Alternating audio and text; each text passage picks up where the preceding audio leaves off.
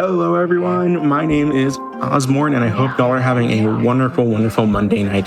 Thank you so much to Cutie for that amazing episode of Perilous Paths. I enjoyed it so much and I hope y'all did too. I'd give another wonderful round of applause in chat for Cutie and the wonderful runners that you saw there.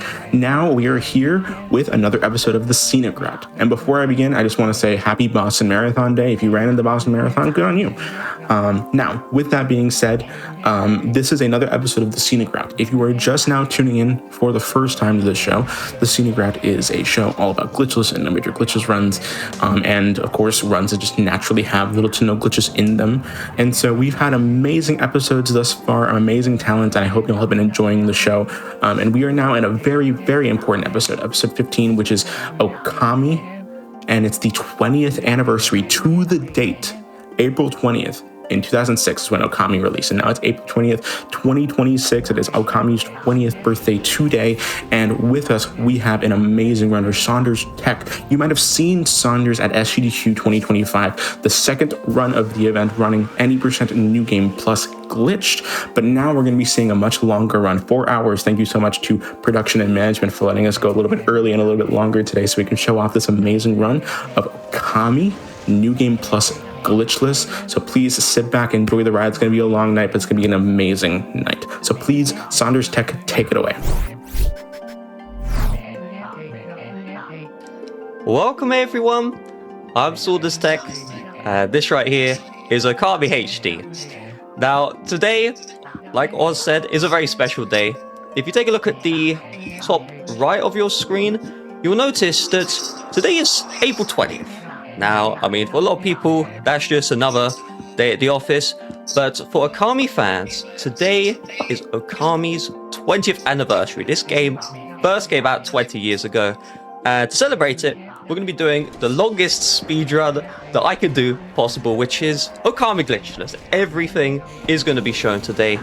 Now, if you haven't played Ōkami before, or maybe you have played Ōkami and, you haven't completed the game, Glitchless speedruns are great, because I'm effectively going to show you where to go, what to do to advance the story. At the same time, you're not going to get any spoilers, because it's going to be pretty obvious the reason why in a bit. And finally, if you have played Ōkami before, well, the good news is you're going to see it played quickly. So I'm ready to get this started. Bit of a longer speedrun, but I'm really looking forward to it. So let's get this one started in 3, 2, 1, go! Good luck and have fun. Thank you, thank you. So starting off the speedrun, the game is going to present me with a 10 to 14 minutes movie. Now, this might not surprise you, but I will be skipping all of it. So this explains the plot of the game, and to just tell you, what the cutscene is showing, what the plot of this game is, I'm playing as a sun goddess wolf called Amaterasu. She's been resurrected after 100 years, and, her power isn't like it used to be. So we have 2 objectives here. Number 1, restore Amaterasu's former power, get her to be that sun goddess wolf. Second of all, this evil 8-headed serpent Orochi, he's cursed the area we're playing in, which is Nippon, and we need to lift the curse and defeat that 8-headed serpent.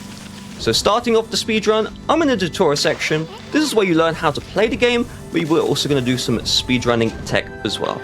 The first is speed preservation. So Amaterasu, she builds up her speed over time, but, with time, or with cutscenes even, her speed is going to be lost.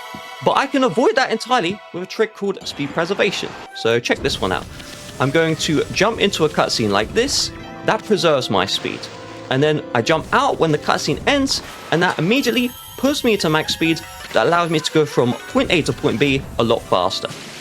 Amaterasu also has a tail. Now, her tail is a brush, and her brush can be used to manipulate the real-world environment. You saw me use it there just earlier. You will see more of it later in this speedrun. Now, the next trick, this is a secret trick, and it's taken 18 years for someone to find this. Check this out. So I'm currently running up this hill, and I'm running up this hill faster than you would do, faster than anyone else would do. And that is a trick called Zoom Rifty. So veteran speedrun Rifty RTA, he did some glitch hunting, and he found that by holding this button, people thought it did nothing. It's called ZR or R2 or ZT, depends on the controller you're playing. If you hold that button, you go faster. No one realized this until Rifty figured that out 18 years later, which is kind of crazy. It took 18 years. That's amazing, actually. Amazing that it took 18 years to find that. It's one of those things. I think what happened is because you can't see that with the human eye, there is this PC cheat called the OMG cheat. It's a cheat made by another speedrunner called Oride. Oride is a speedrunner and glitch hunter, and with that cheat, I think you can see the speed values, and Rifty noticed that you can just hold down the button and go faster. But what you should notice right now is I'm going to skip a fight in Ōkami HD. Here we go, the first fight skip in Ōkami HD. 3, 2, 1. And there we go. I just skipped the fight just like that. And beautiful. What I didn't tell you is I actually skipped another fight. So I just skipped 2 fights in a time period of 30 seconds. So what is the magic? What am I doing? Well, you see that red gate to the left. If you run under the gate, the fight begins. But what I did is by running to the left of the gate, the fight will not start. And so, if you haven't played Ōkami before, maybe you played it before, and you want to do a fight skip, you could load up the game right now, start a new game file, and in under 5 minutes, you would have already been able to do 2 skips, which is really awesome. Yeah, and honestly, that's a lot of the reason why people love glitchless runs and people love these types of runs, because it allows us for like a much more approachable route that maybe glitch runs are a bit too intimidating for, even though it might be a longer run usually. I agree with you 100%. And the beauty about glitchless in Ōkami as well is that we are playing on New Game Plus, and so I will show you what that looks like very soon, and you understand the charm of New Game Plus. But first, I'm in Kamiki Village, and we have a pretty big issue, which is that all of the villagers, they are stone statues. They are not moving, and currently we are stuck in nighttime, and we're going to be stuck forever. And so, seems like an issue. Go ahead. I said that seems like an issue we need to solve. It definitely is a very big issue. But the good news is, Sun Goddess Amaterasu will be able to solve it. So, first of all, I'm going to do a bit of parkour to get up. Oh my god. This dog has hops. Yes, she does. It's pretty cool. There are some Easter eggs, like, so you can get a stray bead by doing that little parkour sequence there. But that does help us get to this platform faster. And boom, I can draw the sun. I'm Sun Goddess Amaterasu, and I can draw the sun. So check this out. Remember what I was talking about with New Game Plus? You see, where there's a fight, everyone's going to die immediately. Check that out. Very incredible. So, whoa. What I used right there was an item called Exorcism Slip. Those are items that you get later in the game. But what New Game Plus is you've completed the game before, and now I'm on my next playthrough. And in my next playthrough, I can use some items that I had in the previous playthrough. Not everything will transfer over, but a large chunk will. And the exorcism slips, you may get them later on in the game. And later on, they are, pretty balanced. But early on, they will destroy every enemy immediately. So right now... I see. Oh, go ahead. Okay. No, I was just saying, like, I see, like, I was gonna ask, like, what the differences between, like, New Game and New Game Plus are, like, what are all the things you can do? Is cutscene skipping part of New Game and New Game Plus, or just New Game Plus? That's actually an excellent question. So, you'd think that would be a simple yes or no. However, that is not the case. So, when the game first came out, the answer to that question would be no. If you're playing on PS2, you're playing on PlayStation 3, you need to watch all the cutscenes. You need to watch that 40-minute movie. And how it works is if you watch the cutscene for the first time, only in the second time can you skip that cutscene. And so, for the longest time, New Game Plus glitch speedruns were the only speedruns done because, you either play New Game Plus and you skip the cutscenes, or you play New Game and you have a 7-hour cutscene collection. Think about that. Yeah. 7 hours minimum from the cutscenes. But with the 2017 remaster of the game, they do give you the option to skip the cutscene. You do need to press the start button twice, so the PS3 is the fastest version of the game for speedrunning, this category precisely. But I will go into the version differences a bit later. Right now, we have our main protagonist of this game. He's called Susana. And so Susana right here he is the son of the Nagi individual. So Nagi, he was that statue inside the tutorial section. He defeated the 8-headed serpent Orochi 100 years ago. And in present day, his son Susanoo, he is coming here, and we need to work with Susanoo in order to defeat that 8-headed serpent. But you'll notice, he's trying to cut stuff, he's trying to cut that boulder, he cannot do it on his own. If I do nothing, Susanoo will try and cut that boulder, and he will fail epically. And so I need to use my brush, and I'm using my brush in order to cut down the rock, cut down the wooden shacks, because you can't even cut those out as well. Now I have left the Kamiki village, and we are in Shinshu Field. So you have a better look at the curse that the 8-headed serpent put in the area. So you can see all that red and like, and stuff like that. And so if I were to go into the curse, Amaterasu, she would drown from the curse. And so instead, we need to deal with it. And so the way we deal with it is we're going to head into the first tutorial dungeon of the game. So this right Dungeons? Yay. Yes, I love dungeons. There's a lot of dungeons in this speedrun. I could promise you that, Ozmourn. I hope you're ready for it. I love dungeons. But here we go. So you can see currently the mud or the water is muddy. So the objective of going through this dungeon is we need to clear out the mud. We now have a bunch of enemies here, and so I'm going to equip a bunch of items. And then everyone's going to die. Wow, incredible. Woo. Wow. And so you might be wondering, what items did I just equip? So I am wondering that. Thank you. I am. So the first item that I equipped is, you notice Amaterasu now has a sword on her back. So this is an item you'll get later on in the speedrun, but with the New Game Plus, I can equip it now. Inside of fights, you will also see these beads, and so most of the time, I will use those beads. We call in the community, like, the reason why we use the beads is because they deal an extreme amount of damage. They do have limited range, but for the most part, it will be useful. There's also a third item I equipped. It's a hidden item, and it really is beautiful. So let's first of all destroy the enemies. The third item is called a string of beads. So think about this. Even though I have the sword, I have the beads that they're from later on in the game, eventually they're going to lose their effectiveness. Well, in this game, there is this side Easter egg hunt called the Stray Bead Hunt.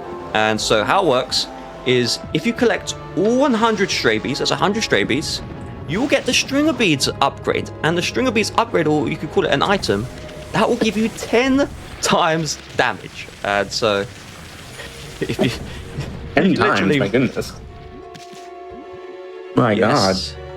10 times damage. You'll destroy everything. Now, when we get later on, some fights we do need to, do some careful maneuvering. But a lot of this speedrun really is just going to be how many fight skips can I pull off without messing up? How many cutscene skips can I pull off without messing up? And that will effectively, point to how much time I will save or lose. So here is Susanoo. There he is, the second time, the 2 time. And so, again, he's unable to cut down these pots, but we can use our brush to help him out. So Amaterasu's tail, it is a brush, and it can be used to manipulate the real world environment. So you see right here, I'm drawing a straight line that draws a power slash, boom. I power slash the bear, which is what Susanoo was unhappy about, and the bear is now on the floor. When he's on the floor, we now have this orb. So if you've played Ōkami before, you know this orb is extremely finicky, extremely precise, extremely complex and annoying to push. It's because the physics are like really precise. It'd be really easy if you could just carry the ball and move it, but you have to learn how to push it. Believe it or not, this is one of... Go ahead. The dog doesn't have opposable thumbs, unfortunately. We can't just push it down. You bring up a good point, Oz. You really do bring up a good point, but... Exactly. For the casual player, the speedrunners, it's not simple to push. Thankfully, though, I did virtually a perfect job there, but... It's one of, in the glitch speedrun, and the glitchless too, but mainly glitch because it's a more condensed run. If you messed up even slightly, you start losing 10 seconds, 15 seconds. You don't want to be losing that time. So speaking of losing time, let's save some time because here comes another fight skip. So here we go, 3, 2, 1. Can I pull this off? There we go. Wonderful. And so how that works is there is a line on the floor, and that line conveniently tells you where to jump to skip the fight. So that fight is a really long, you know, it's quite an awkward fight. You can lose 20 seconds if you hit it, but I can just do that wall jump to skip it. I can also just run to the right of those imps. Those imps we fought earlier, we destroyed them earlier, and then they want a rematch. Excuse me, we're not going to give them the rematch. We're not going to embarrass them. They want the smoke. They want the smoke. They do. And but we can't give it to them. We can't give it to them. You know, we're speedrunning here today.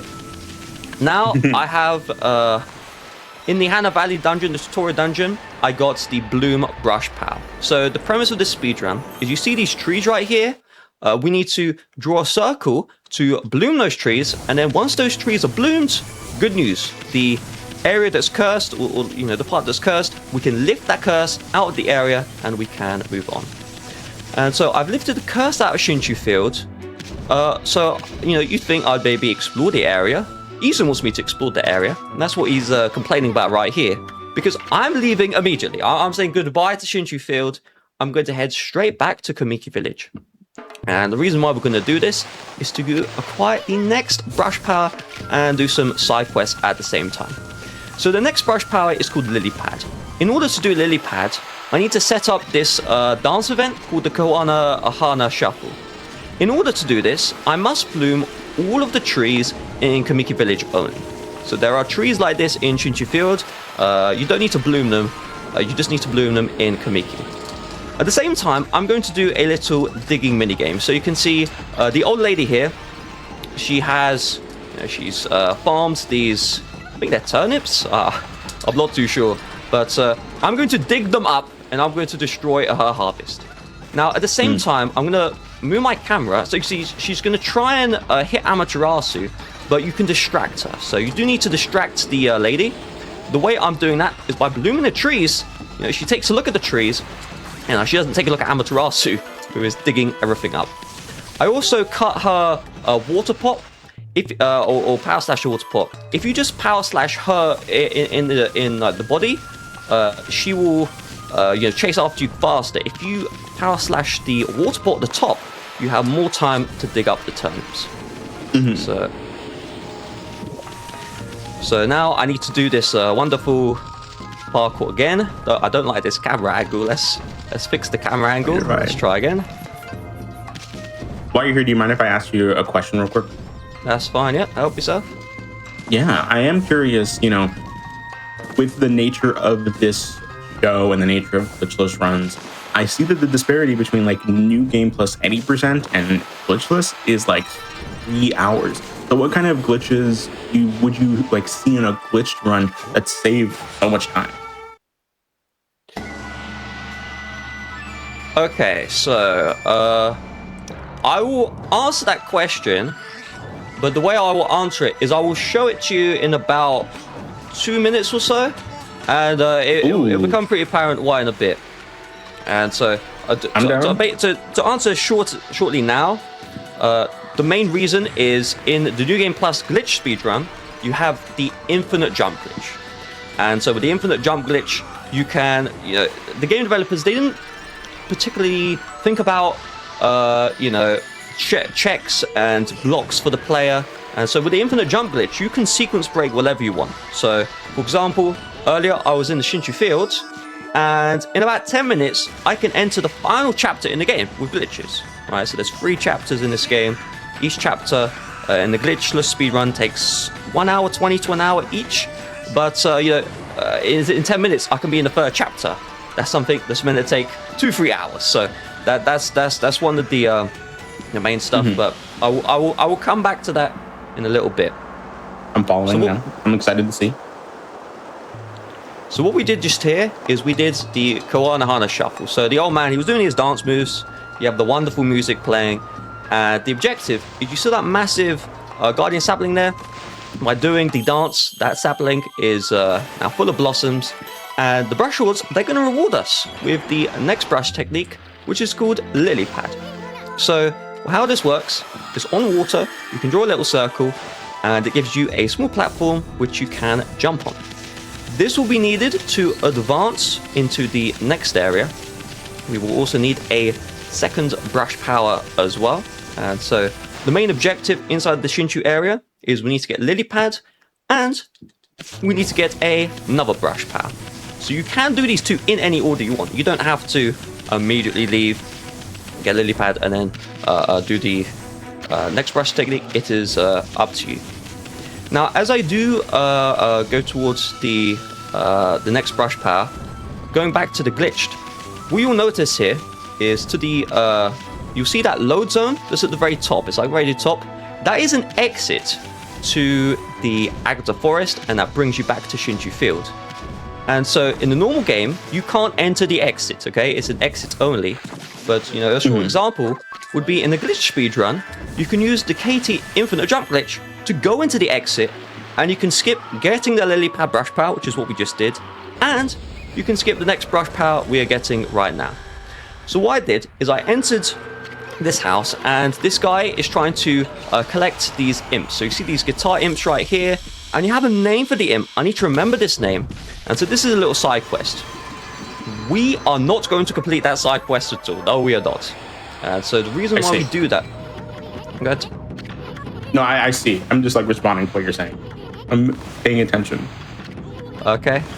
I managed to forget the name of the individual I killed, but that's all right. But the reason why we enter that guy's house and start that quest, even though we're not going to finish it, the main reason why we do that is because you can see right now it is nighttime. And so I have two options. Option one is I can wait 6 minutes for nighttime to show up. Or option two, by going into his house, it's going to sell it to nighttime immediately. Now I'm going to do a very beautiful skip, so let's see if I can pull it off, or will I mess it up? Oh, I pulled it off. Whew. Oh, that was incredible. Yes, let's go. Let's go. So, you know, if you haven't played Ōkami before, or even if you have played it before, what did I actually just do? Well, I did a skip called the fish skip. So how that works is there is a fight trigger. Now I will have to skip it again. So I'm not in the glitch yet. But so there's a fight trigger, and I just curved Amaterasu around the side of the grass. And so if you mess it up, you will fall into the water, and you have to do the swim of shame back. But if you do succeed, you will be able to skip the fight. I will need to do that again though, so I'm just going to build up my speed. I'm just going to walk around here. I might have to, this is... Alright, we're going to do a bit of the swim of shame. You need full speed there. I have skipped the fight. That's the good news. I did skip the fight. We're not going to see it. But we're also going to see the swim of shame to this platform. So we have now skipped that fish fight, which is great. The thing about the fish is for the longest time, speedrunners thought you needed to use the KT infinite jump glitch to get around that fight trigger.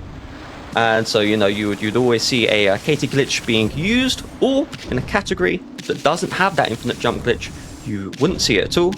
But this guy called Saunders Tech, he did find the new game way to skip that fish fight. So it can now be used in the Glitchless speedrun, which is pretty cool.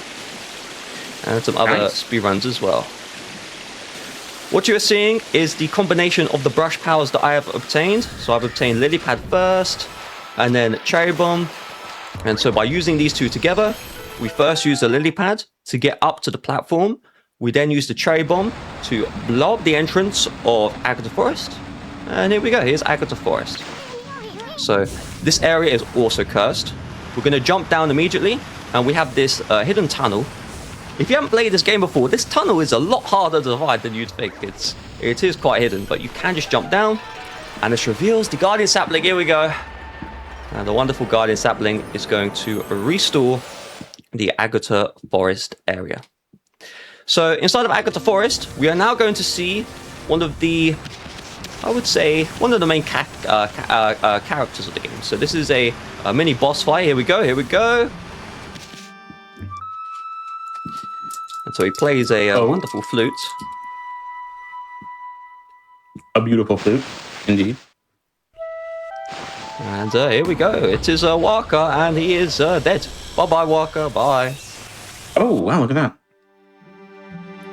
We're speedrunning. Didn't even get a chance. Didn't even get a chance to breathe. It's kind of crazy. So, Waka literally isn't dead, but we did have a boss fight with Waka, and we were able to end the boss fight nearly immediately.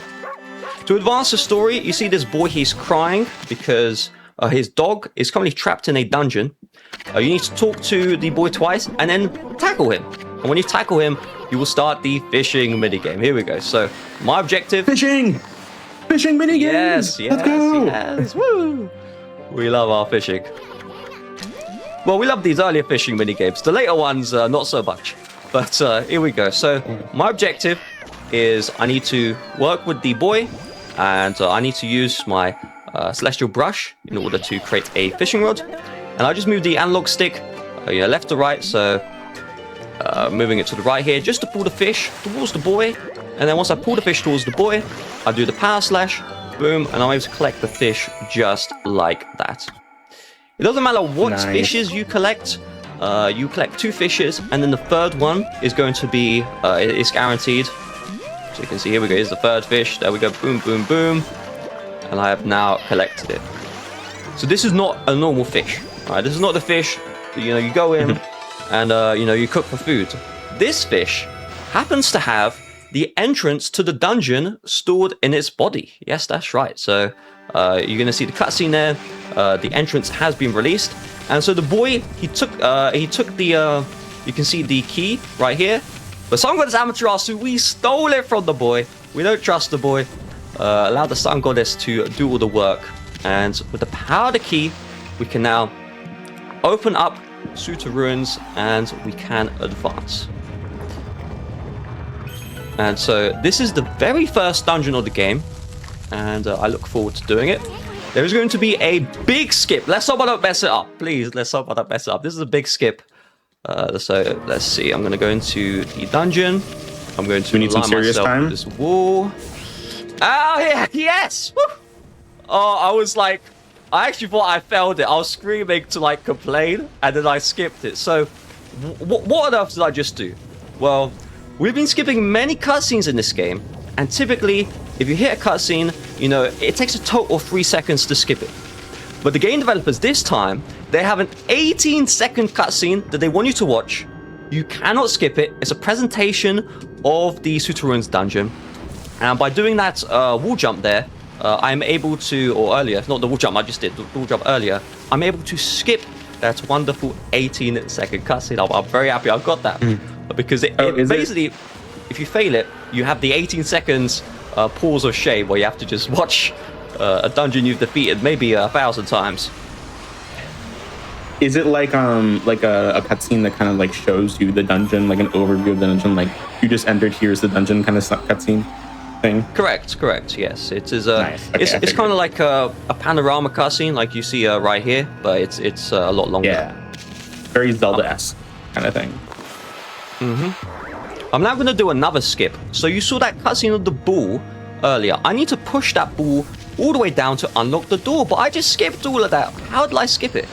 Well, what I did is I positioned Amaterasu next to the door entrance, and by drawing a cherry bomb, I'm able I'm able to unlock the door, but the door's going to shut a couple of seconds afterwards because the cherry bomb, it does eventually blow up. But because of how I positioned Amaterasu, I'm able to run through the door before it shuts, and so I do not need to push down that orb. I'm now going to try... I'm thinking I'm failing all these skips, and then I just do them anyway. It's kind of crazy. So there is marathon luck. I 100% agree. It really is. I'm speechless a little bit. But what I did there is there were those tiny mushrooms. You're meant to draw the sun and watch a 8-10 second unskippable cutscene to make the mushrooms larger, and then you can advance. What I did is I did a slow walk and I did a little bit of parkour, and with the power of the parkour, I was able to skip the cutscene and skip all that stuff. So behind me, the bridge is falling. With my speed preservation, we don't need to worry about that. It's in a casual playthrough, that's a little bit tough, but in the speedrun with speed preservation, you can just run right past it. We now have a blockhead. This is effectively like a little puzzle. So he's going to show you his weak points, and you need to memorize his weak points, and then use the celestial brush to expose them, and then he will die. Now, later on in the speedrun, the blockhead gets tougher. So you saw he had 2 dots. Later, it has 6 dots. There's I think a blockhead, Magnum blockhead operandi, one of those. So I genuinely can't remember the name. I would just ignore. I'm not sure. But he has, I think, 20 points you need to remember. Now, no normal human is going to remember 20 points. And you have to do it one after the other as well. It's not like you can do it in any order. Oh, yeah, no. It's crazy. But I remember I played this game as a kid. What you do is you need 2 people for this. So if you got 2 people, this was before before the smartphones and all that. You'd have 2 people to cover their fingers over the TV screen with where to draw the dots. So you'd have 2 people, and then they'd use all their fingers to put their hands over the dots the blockhead reveals. And even then, you might mess it up. That's the crazy part. Really? Oh wow. The good news is, the good news, this is incredible news. We will be skipping all of the other blockheads. Say goodnight to Blockhead. He won't be shown again. It is nice to see how, despite the fact that this is like a glitchless run and it's longer, that it still has like a really good amount of skips. Like, it feels like it's a very like engaging run through and through so far. Correct. I 100% agree. And there's another skip coming up right here. Let's see if I can pull it off. Okay. Here, welcome to the cutscene of shame. So unlike the other cutscene earlier, where it's just pure skill and talent if you can skip it, this one right here, the game developers, they made this an unskippable cutscene that you have to play.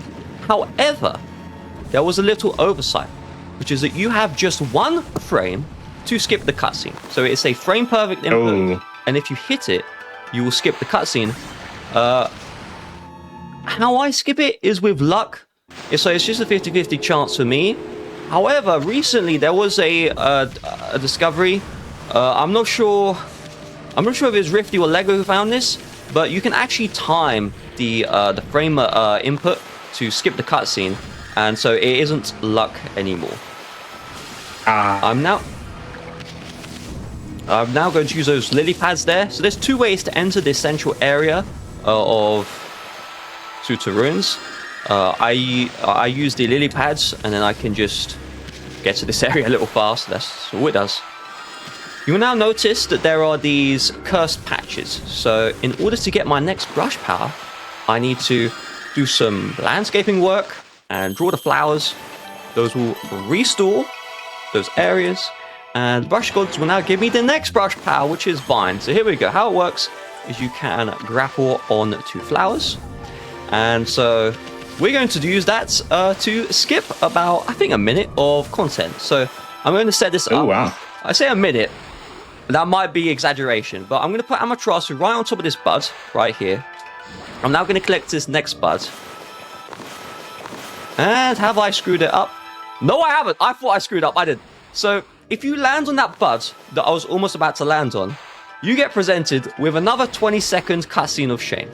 And so you have to like manipulate Amaterasu's position so that the camera allows you to access one of those vines, which is slightly higher up than normal. No glitches involved, by the way, which is pretty cool. The intended way is there's about 20 vines, and you have to go all the way around to get to the top. I skipped about 10 of those vines, and I skipped that 18-second cutscene. So, that looked like a really precise movement. That was very impressive. A round of applause for Saunders here. This run's been amazing so far. It's only 30 minutes in. That's pretty cool. Speaking of cool, we are in the cave. Is this a cave? I'm not sure, but this is the first boss of Ōkami HD, the first real boss. So I'm going to jump around that golden gate. So if you run through the golden gate, it saves your progress, prevents you, if you die, you just go back. But it plays a cutscene, so I don't need that. And so how this works, we have Spider Queen here. You're meant to do a long running sequence to get behind her to open up her inner body. What I did is by just manipulating the camera, I can immediately open up the main bud, and then with the exorcism slip, the wonderful exorcism slip, I can destroy Spider Queen. It was very beautiful. Now, if you are playing this casually, you want, you know, some tips to defeat Spider Queen, because in the new game playthrough, you won't have exorcism slips just yet. You'll get them later, and you can use them the same way I do later, but right now you won't. An advice I would use is, with the brush technique Power Slash, there are 8 eyes inside the Spider Queen, and you can use the Power Slash to cut all 8 eyes at once, and that does a ton of damage, and so you'll be able to defeat the Spider Queen boss a lot faster than normal. I'm now going the wrong way. Why? Why am I going the wrong way? Well, that is because I need to go the wrong way now to save time later. So I ran into a mermaid spring. This is the teleportation system of Ōkami. And so think about this, right? You know, Ōkami, the very big area, needs to do a lot of running. But the good news is you have these mermaid springs that will allow you to just teleport, boom, boom, boom, to point A, from point A to point B. And so technically, I can avoid that mermaid spring, but if I do, I will lose a lot of time. Now we're in this mini-game, so we need to repair the bridge of Active Forest to enter Taka Pass. And so Susano went on a little adventure, and he is now going down this waterfall, and we need to prevent him from dying. So the way we do this is we connect all of these vines to this log. By doing this, it will fling, there we go, we almost died. But thankfully, with the power of the brush, we have brought this log back to Axe Forest, and we have repaired the bridge. Well, we built our own bridge technically, and we can now enter Taka Pass. That was so much in quick succession. My goodness. A lot goes on in this game, I tell you. It really does. And the crazy part as well is that when it comes to that mini game, you will notice those vines are showing up and you have to react to them. It turns out the game developers, they're really kind. They made it so those vines always show up in the same spot. Now, if you miss a vine, then all the future vines become random, and that minigame becomes like extremely tough. But if you memorize the vine locations, which isn't too crazy, you know, you play the game enough times, you speedrun enough times, you will remember it. It's really beneficial. So here is Waka again. Waka wanted the rematch. He got destroyed immediately the first time. And so he said, hey, round 2, please round 2. And so he got destroyed twice. And like, certainly nothing different will happen this time. The second time, right?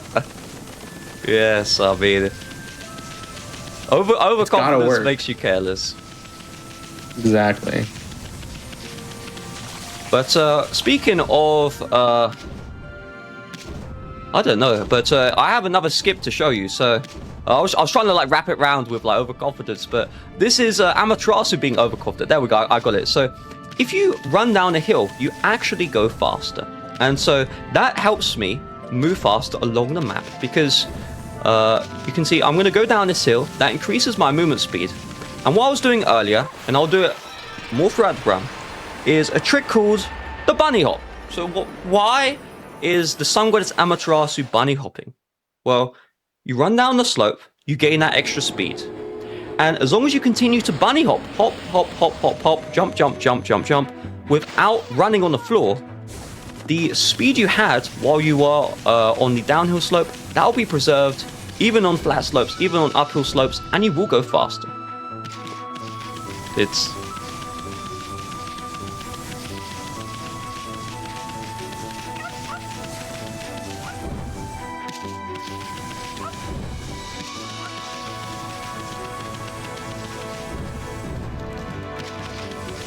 Yes, I mean, the personal example I can think of is the Call of Duty speedruns. They have this like, I think it's a strafe. They kind of have this like crazy move. They like slide across to the side.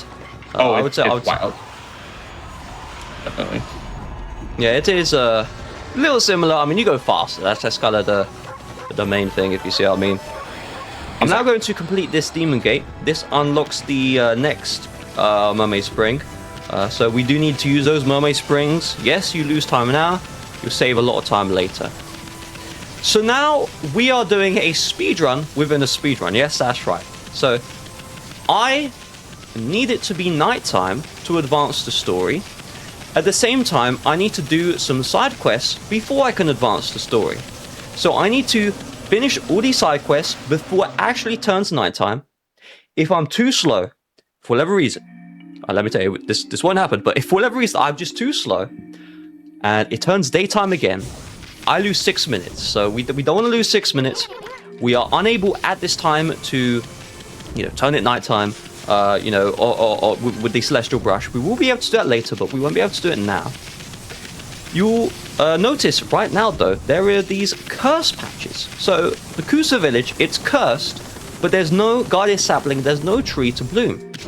Well, what's happening is the princess here, Fusei, she is being possessed by these evil spirits. And because of this, the cursed area is shown.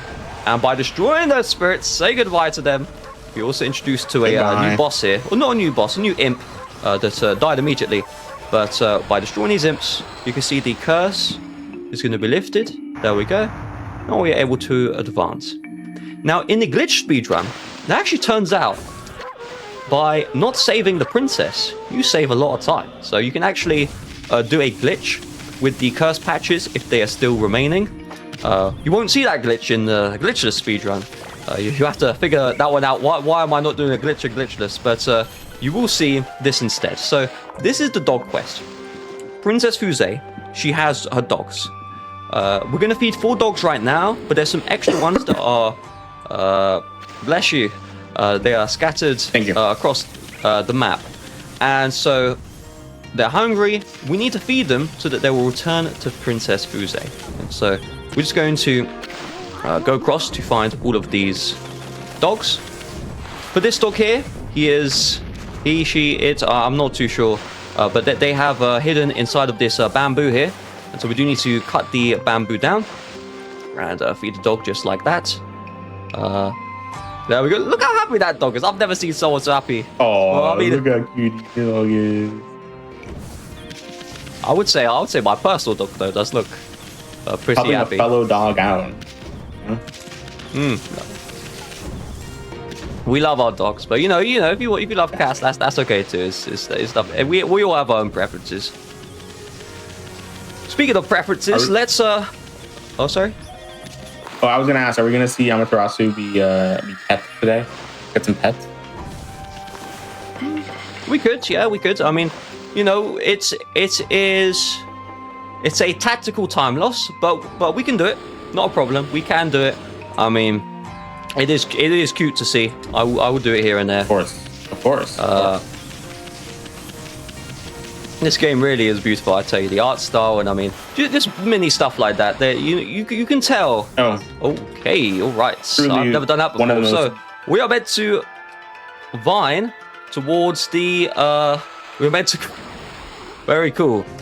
So you're meant to vine on top of this platform here, and I successfully fell off the platform. Now, I think that's a mistake you would make if you're playing the game for the first time. But it's alright. It is what it is. We're okay. We can make some mistakes here and there. That's maybe a 10-15 second loss to a missed jump, but that's fine. We have now fed all 4 dogs, and so we have angered one of them. So we fed 4 dogs. You think we did a good service. We fed them with the food they wanted, but one of the dogs that Kusei owns, Princess Fusei, sorry, she wants, the dog wants to fight us. So here we go. Here he is. He isn't particularly happy. And let's see. So maybe he's not happy that I fell down. What's crazy though is I forgot. By falling down, I did not lose time. And I will go on to that in a little bit. I actually forgot about that. You will understand why I did not lose time shortly.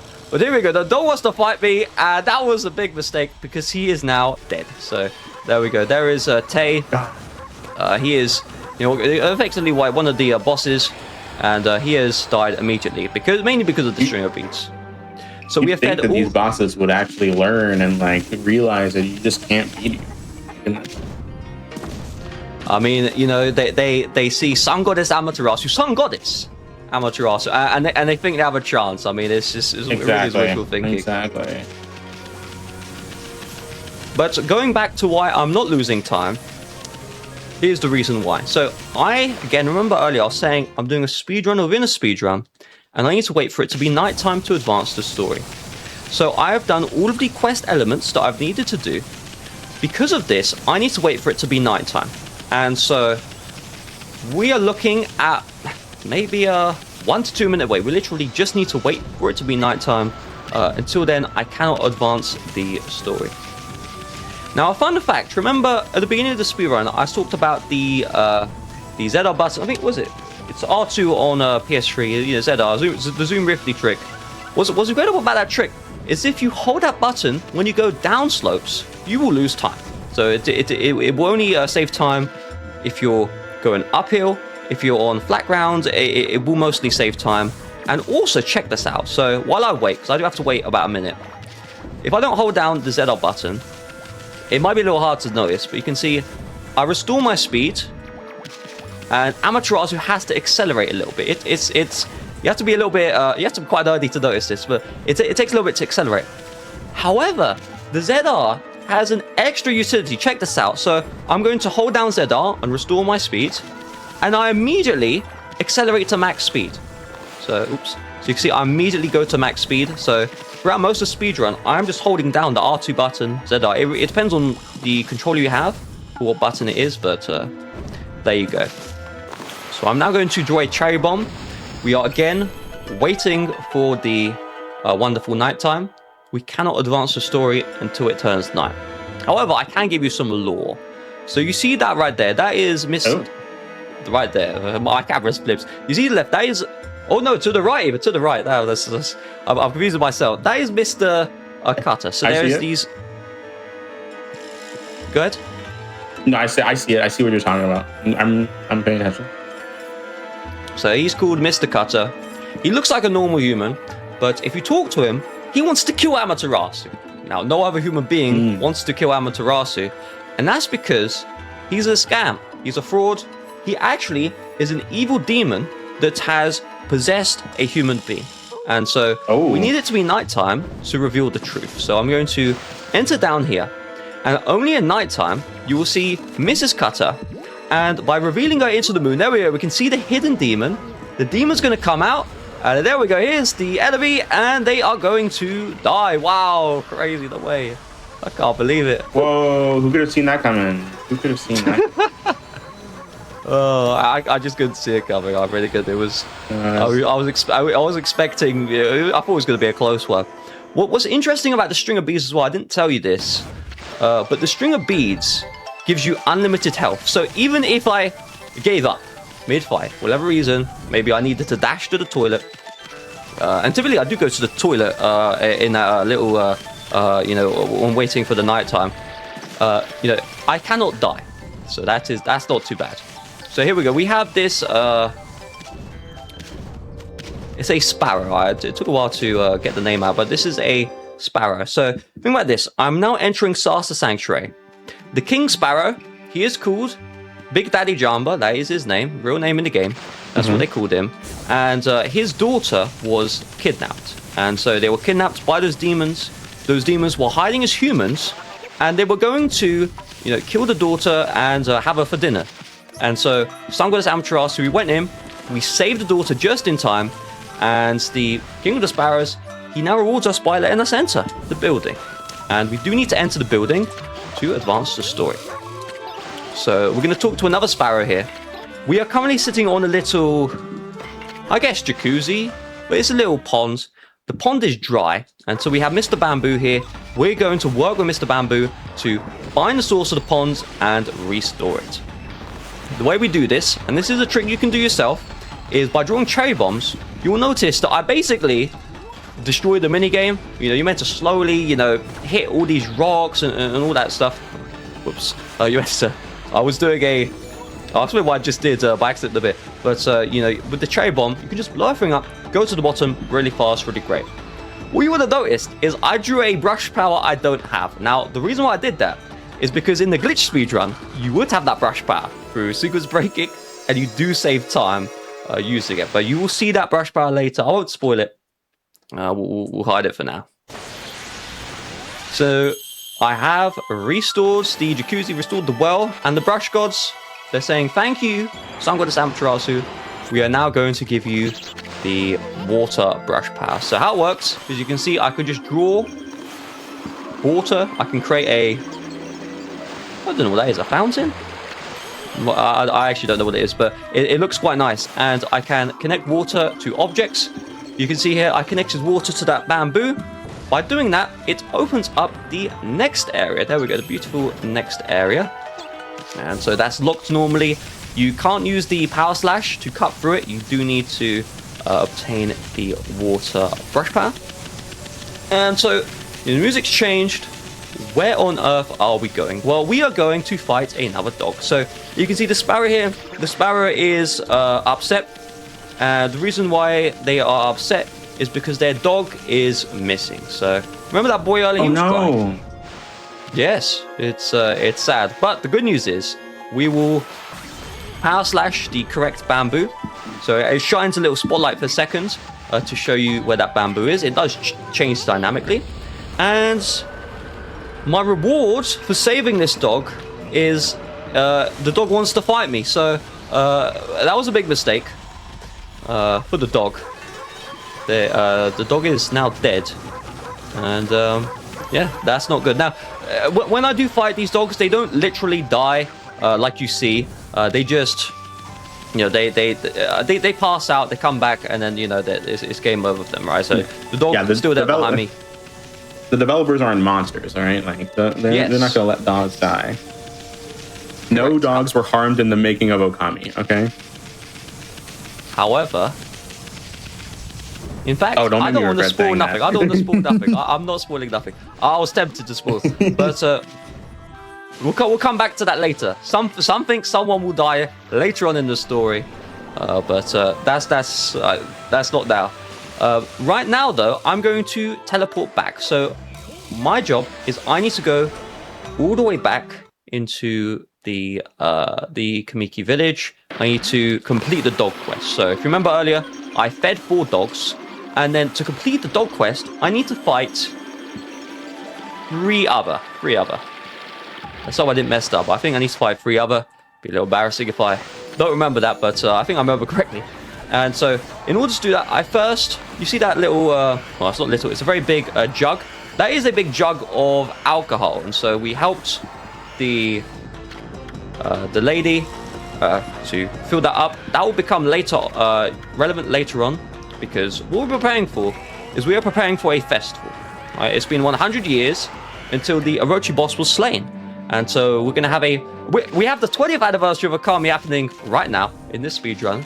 But in the video game, we have the 100-year anniversary of Orochi being slain. So that lady, she was getting the alcohol ready for the celebration, though. I don't think they're going to have a celebration just yet, because there's a surprise coming, a very big surprise. But first, we have a surprise because a fish has eaten the moon. Yes, that's right. The moon has been eaten. I know, yeah. As one does. You know how when you eat the moon, you ever get that feeling, you know? That relatable experience? Yeah, I was tempted to do it tonight, but I stopped myself last minute. You know, you and me both. Yeah, I mean, I was concerned maybe. I'm never, you know, it's just, I don't know. But what I do know is, what I do know is that we have another fishing mini game incoming. So my objective is to recover the moon that has been dug up. And so here is the fish. There we go. So we've hooked onto the fish. And unlike all the other fishes that will, you know, they'll come out immediately, this fish wants to fight. So I power slash the fish once, and it's not coming out. The fish is not coming out. We need to try again. Round two. Here we go. Round 2. Boom. I power slash it twice. And here we go. The big fish comes out. And there it is. So this fish is called the Whopper. And I don't know how the moon fit in there, but it is, the moon has now been released. And we can now get the next brush technique. So the brush gods, they are very grateful that we have saved the moon. And we can now get the moon brush power. So earlier on, I had to wait 6 minutes to draw the crescent, draw the moon.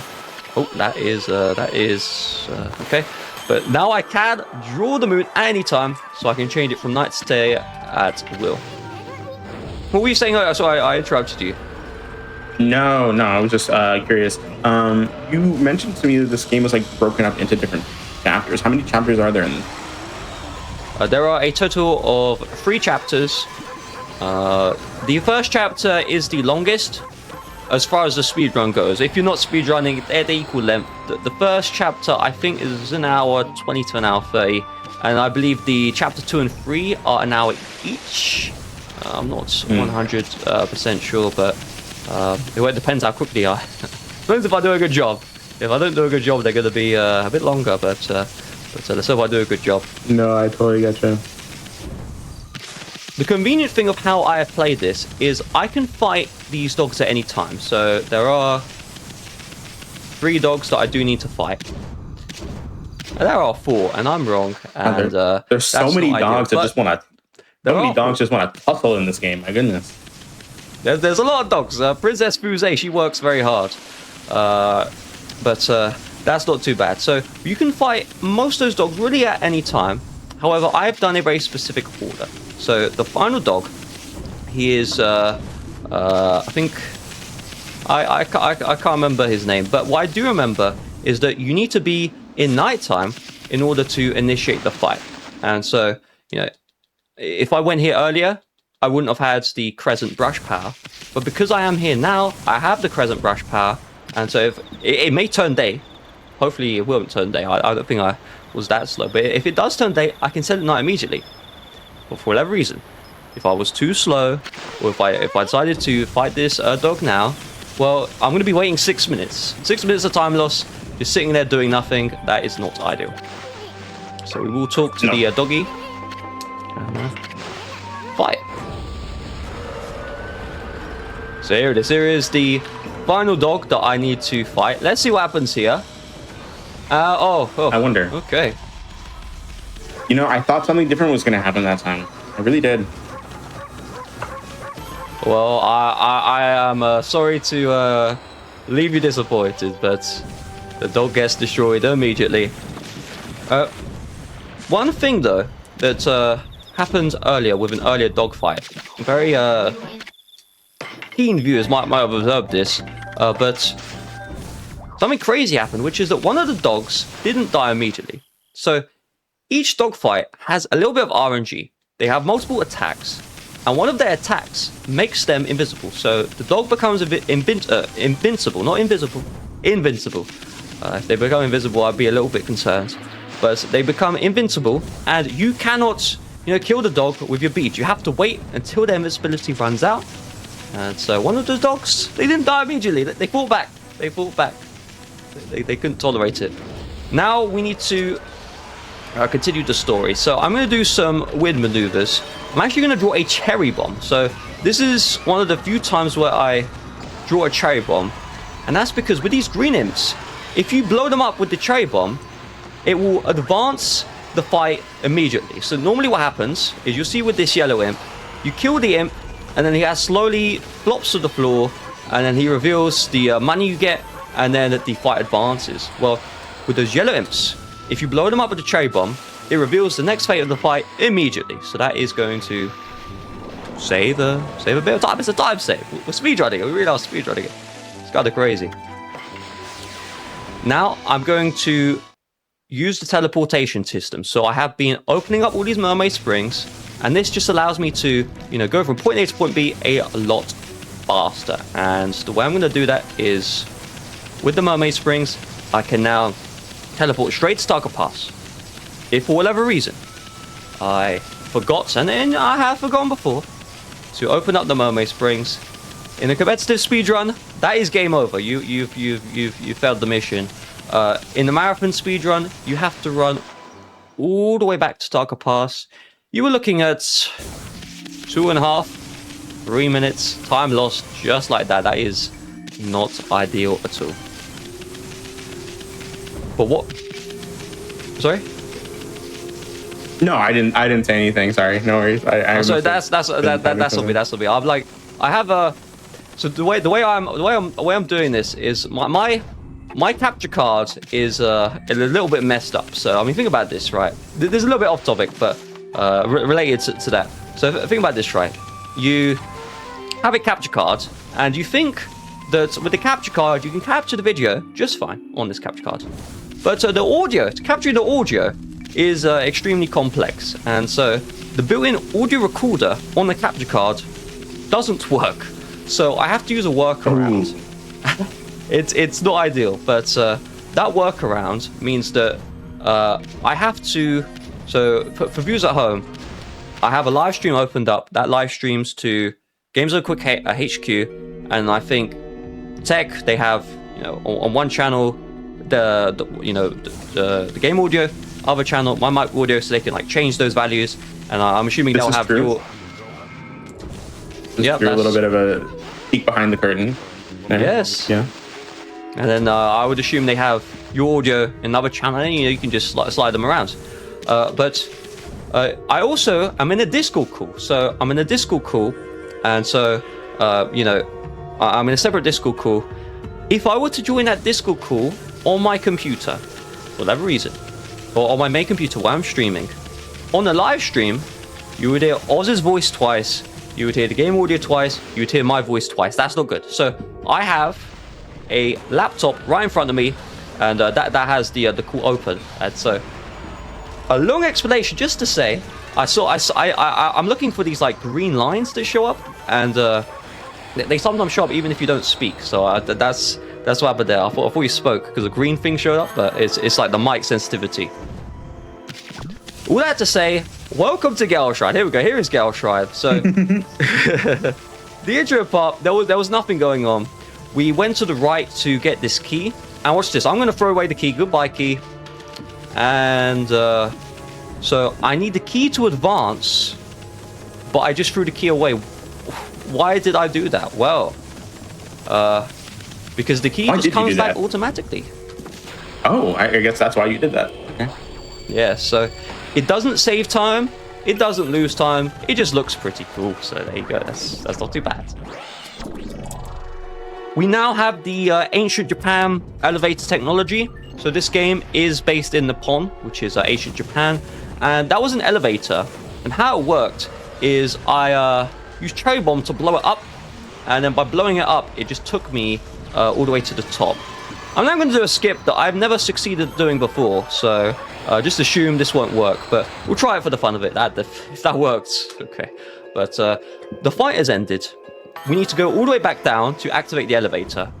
But what you can do is, as the fight is ending, you can draw a cherry bomb, and if you draw it in a precise way, it will cool the elevator without having to fall back down. So it's not a particularly crazy trick, but you do need to spend 5 minutes to learn it, and I have not done that. So I failed it. So it's only, you're looking at 5 second loss there. It's nothing too crazy.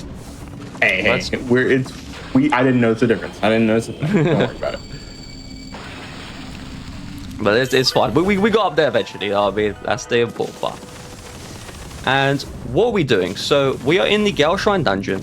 This is a massive windmill, but this boss, he's called Crimson Helm, and he has, you can see the sky is grey, and he has his own wind running, which is preventing the windmill from operating. And so we've entered the dungeon. My objective as Sunglass Amaterasu is we need to reverse the evil winds. There we go. And once I've reversed the evil winds, I have overridden Mr. Crimson Helm's curse. And now the sky is nice and blue. The windmill is running again. And the brush gods... Okay. And the brush gods, they're going to reward me with the next brush technique, which is called Wind. It's called Galestorm, actually. But I called it Winds because I forgot the name immediately. But it is called Galestorm, the actual name. So how it works is you draw that little wind icon and it blows stuff. Now, earlier on in the speedrun, I used Galestorm by accident to try and finish that minigame faster, the digging minigame. You're not meant to, you don't get Galestorm, when I used it, but if you do use glitches, you will. Now we need to go all the way back down to fight the boss. I mean, we need to say hello to Mr. Crimson Helm. So I'm going to try and preserve my speed. And let's see what happens. So I'm going to go all the way down the elevator. There we go. Very soft landing. And I'm going to try and skip this cutscene. Though I've never succeeded at it. So I think I'm going to fail. And I succeeded.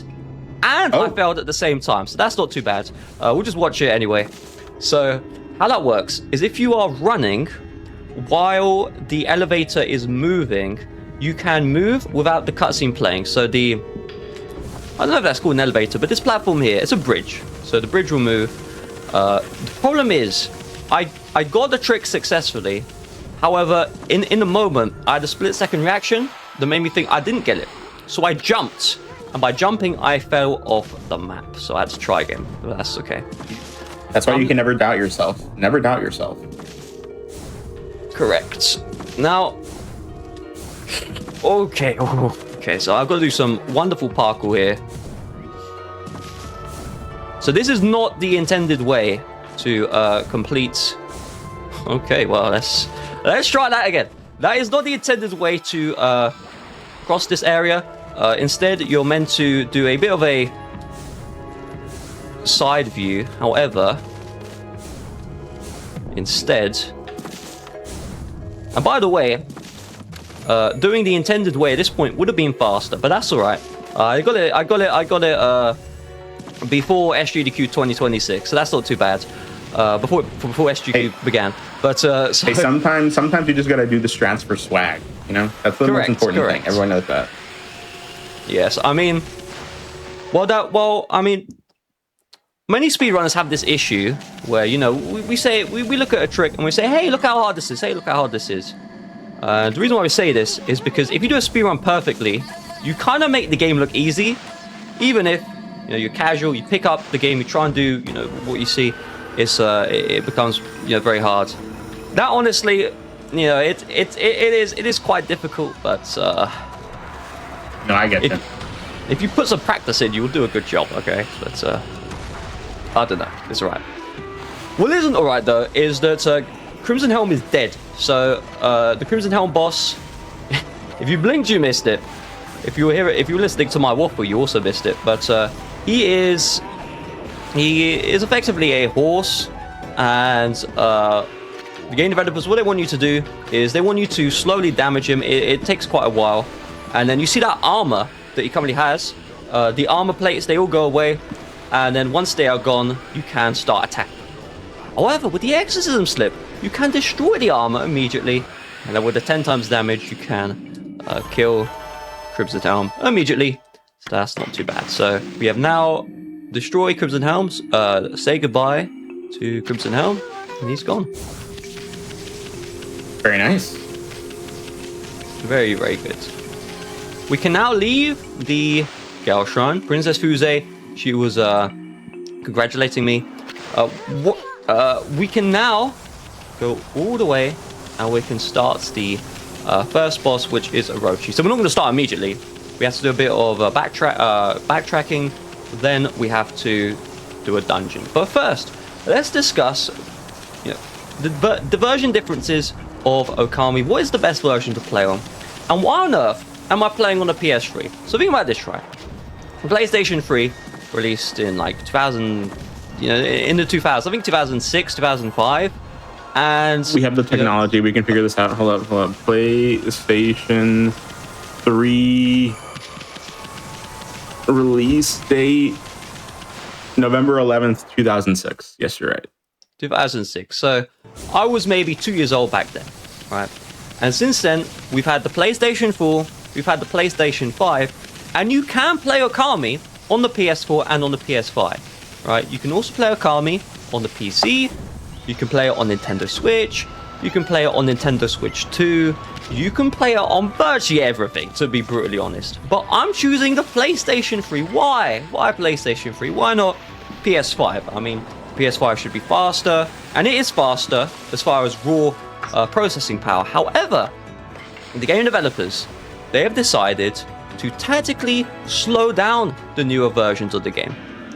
And so between load zones, or between going to areas, you will notice we have loading screens.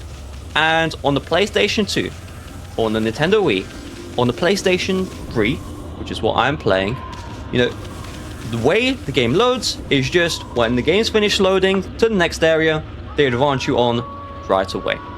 However, on the PS4, PS5, PC, Nintendo Switch, all of the newer versions, the 2017 remasters, the 2018 remasters, they hard-coded load times. We're loading it right now. They hard-coded in the load times, and they left a gift, which is that the hard-coded load times are actually slower than the native loads on PlayStation 3. So it is actually slower by a whopping 8 to 10 minutes for me to play on the PlayStation 5 version compared to the PS3. But there's more. Why would they hard lock the load times? Why would they hard code it in? That's a great question. There is, I think, a good reason. So, I mean, on the one hand, if you immediately go between areas, that does a little bit break the flow of the game. But you know, you could argue that that's nothing too crazy.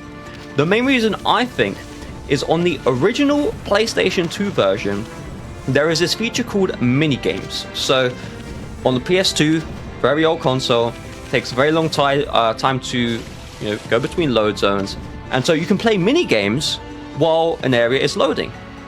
And they removed that on the Wii. They removed that on the PlayStation 3 because those consoles are a little bit more powerful.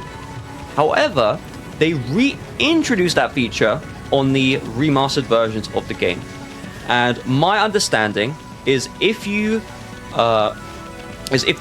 they didn't hard code the load times, you wouldn't be able to play the minigames. Right, now they are off by default, so it's a bit of a contradiction, but you can turn them on, and let's say you did turn them on and the low zones were just like that, that might cause some issues. But no, that makes perfect sense though. I completely understand what you mean. Let's say hello to Moon Cave. So this is the dungeon where the 8-headed serpent Orochi lies. The bridge to fight him, like the bridge to where his lair is broken. And so we need to fall down into the underground area. And I have something to ask you on the spot, Oz. So, later on, very soon, the game is going to give me a...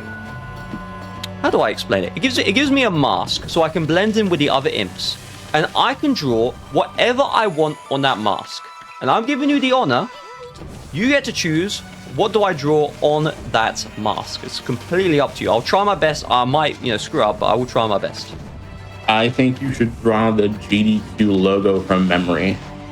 See if you can. Okay, all right, I will try. In order to... Oh, 1 minute.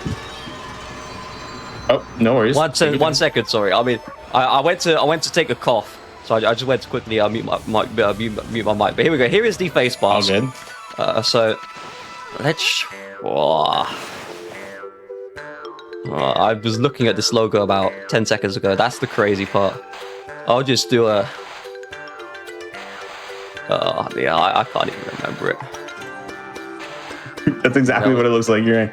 Oh, really? Right. Oh, wonderful. I think that should be our new logo. Actually, that exact design, right there. There we go. That's If you ever want a picture, there you go. Let's see. Wonderful. Got a nice freeze right Beautiful. There. Beautiful. That's gonna be the thumbnail to this YouTube video. There you go. Shout out to those watching on YouTube. We're gonna have the best thumbnail. We really will. It's gonna be great. It's gonna be so much fun. We can now enter the main entrance. So those imps, they are blocking they're blocking the main entrance. If we didn't have the mask, the imps, they wouldn't let us in. They see a wolf, they're not gonna let us in. But because we have the mask, we're blending in with the other imps. They say hello, come on in. Now we are in the main Moon Cave dungeon. So we're gonna be doing a lot of stuff here.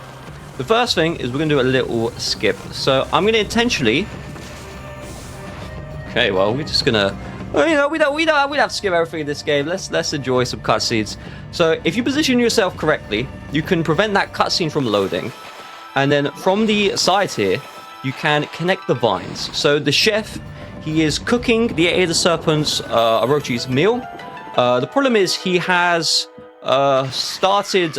He messed up slightly. So he is in his own soup by drawing the vine. We have saved the chef. And he rewards me by giving me a key. And with the key, we can now go through the dungeon. So the main objective of Moon Cave is we need to help the chef get all of his ingredients so that Orochi can have his wonderful feast. So let's start that off. We are now going to go to the vine area. While these vines all look normal, this second vine here is the opposite direction. It's facing upwards. If you land on that vine, you'll be gifted with a 10-second cutscene. So I'm connecting to all these vines before I probably land on them. That just saves a little bit of time, but also for that other one, it's you know, you kind of don't want to land on it. I move my brush a little bit. There was that eye. By power slashing the eye, it opens the door, and that allows us to get into this little fight area. So we have this ogre here, and with this ogre, you have a bit of an extra step. So the exorcism slip, it's gonna destroy everything, but the ogre is slightly immune. But what you need to do is use the slip, draw a circle, open up the ogre's bud, and then you can destroy it. So here we go. Here is the first ingredient. Wonderful. There we go. Wonderful. So I have the first ingredient. Let's go. We need 3 more to go. The good news is that cutscene from the earlier bud, that this upwards facing bud, has cleared. So in this game, if you skip a cutscene intentionally or unintentionally and advance a little bit forwards, a lot of cutscenes, they will just unload. So that's unloaded, which is good. This cutscene, on the other hand, you are forced to watch. So it's showing you, there's this little water stream. Okay, and so we're just going to use the water sprout to get up here. So we're going to get up here, boom, wonderful. And then, are you ready for this? Another cutscene. Wow, let's have a look. So we have this panorama, and it's showing, interesting. So we see this big well or big water source in the middle. That is a problem we need to deal with. But first, I'm going to skip that fountain. Wonderful. In practice, I messed it up every time, and thankfully I didn't screw it up this time. But so we get up there. That just skips that just is a couple of second time save. I now run to the end of the bridge and then go to the middle. That forces the bridge to break. If you're in your casual playthrough, you don't need to make the bridge break. However, if you don't make the bridge break, you will lose 1.5 minutes. So you definitely don't want to do that. The reason being is you do need to drop down here anyway. You need to fight these enemies. And so it's just worth to break the bridge first. If you don't break the bridge and you come down here anyway, you will need to break the bridge on the way up, and it's just slow. So you don't want to be slow. Doing a speedrun here. No time to go slow. So what I did is I connected the water to the bamboo. The bamboo has opened up the pipe. And by opening up the pipe, I have drained all of the water. That is going to allow me to advance forwards. And it's going to allow me to do a very beautiful skip that's coming up shortly. So let's take a look. First of all, okay, let's try again. Okay, well, let's... I heard this is we're looking at maybe 2 seconds time loss there, but no, I thought you could try and it is ideal to do a wall jump to get into the pipe. Instead, I had to use the water bud. Now, here's the big skip. So there's an elevator above me. The elevator's only meant to go up, but by power slashing the imp, you can force the elevator to go down.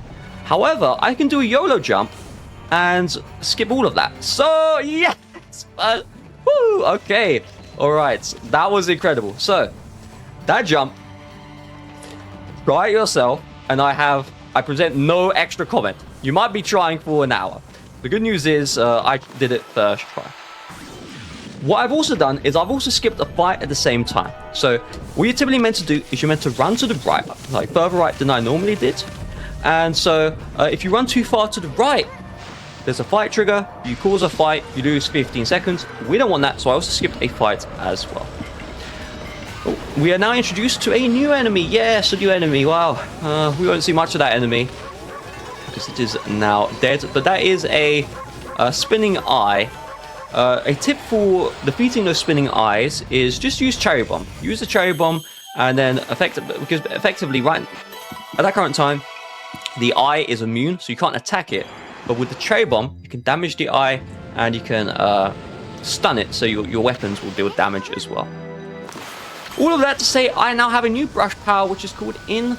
Inferno. So Inferno, it is fire, and with the fire, you see the fire source. I can connect it to stuff. So the main utility you will see of the fire is I will be burning ice cubes or ice blocks.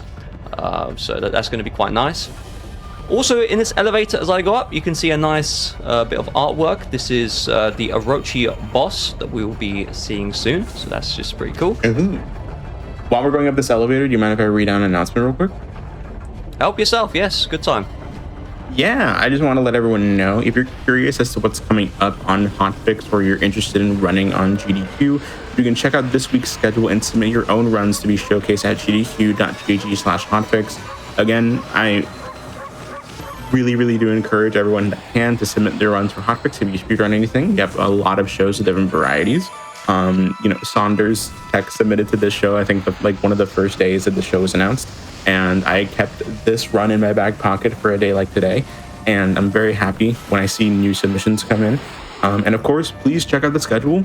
We're gonna have a lot of really fun stuff this week, including games done hitless this Saturday, a collaboration with Team Hitless, where you're gonna see hitless runs of a bunch of Souls games and non-Souls games too, all day. So please check out that schedule. Back to the run. I am curious, Saunders, would you say that Glitchless is like your main category with this game, or do you specialize in other categories? What do you think is like the thing you focus on the most when it comes to Ōkami? That's a wonderful question. I would actually say it's 50-50. So there are two categories I specialize in. The original category I played is New Game Plus Glitched. So that was the New Game Plus Glitch category is the fastest completion of Ōkami. It's where you complete the game as quickly as possible with glitches. However, later on, there was a glitchless category introduced. It came out in 2023. I first speedran in 2021. I would say I spent a lot of time in 2025 grinding glitchless. I would say overall I have more time in the glitch category just because of that time spent in 2021, a little bit in 2023. But I do love both categories equally. I'll be honest, the glitchless category is more fun to play. I mean, I have to say it is actually more fun. But it really is equal. I do enjoy both.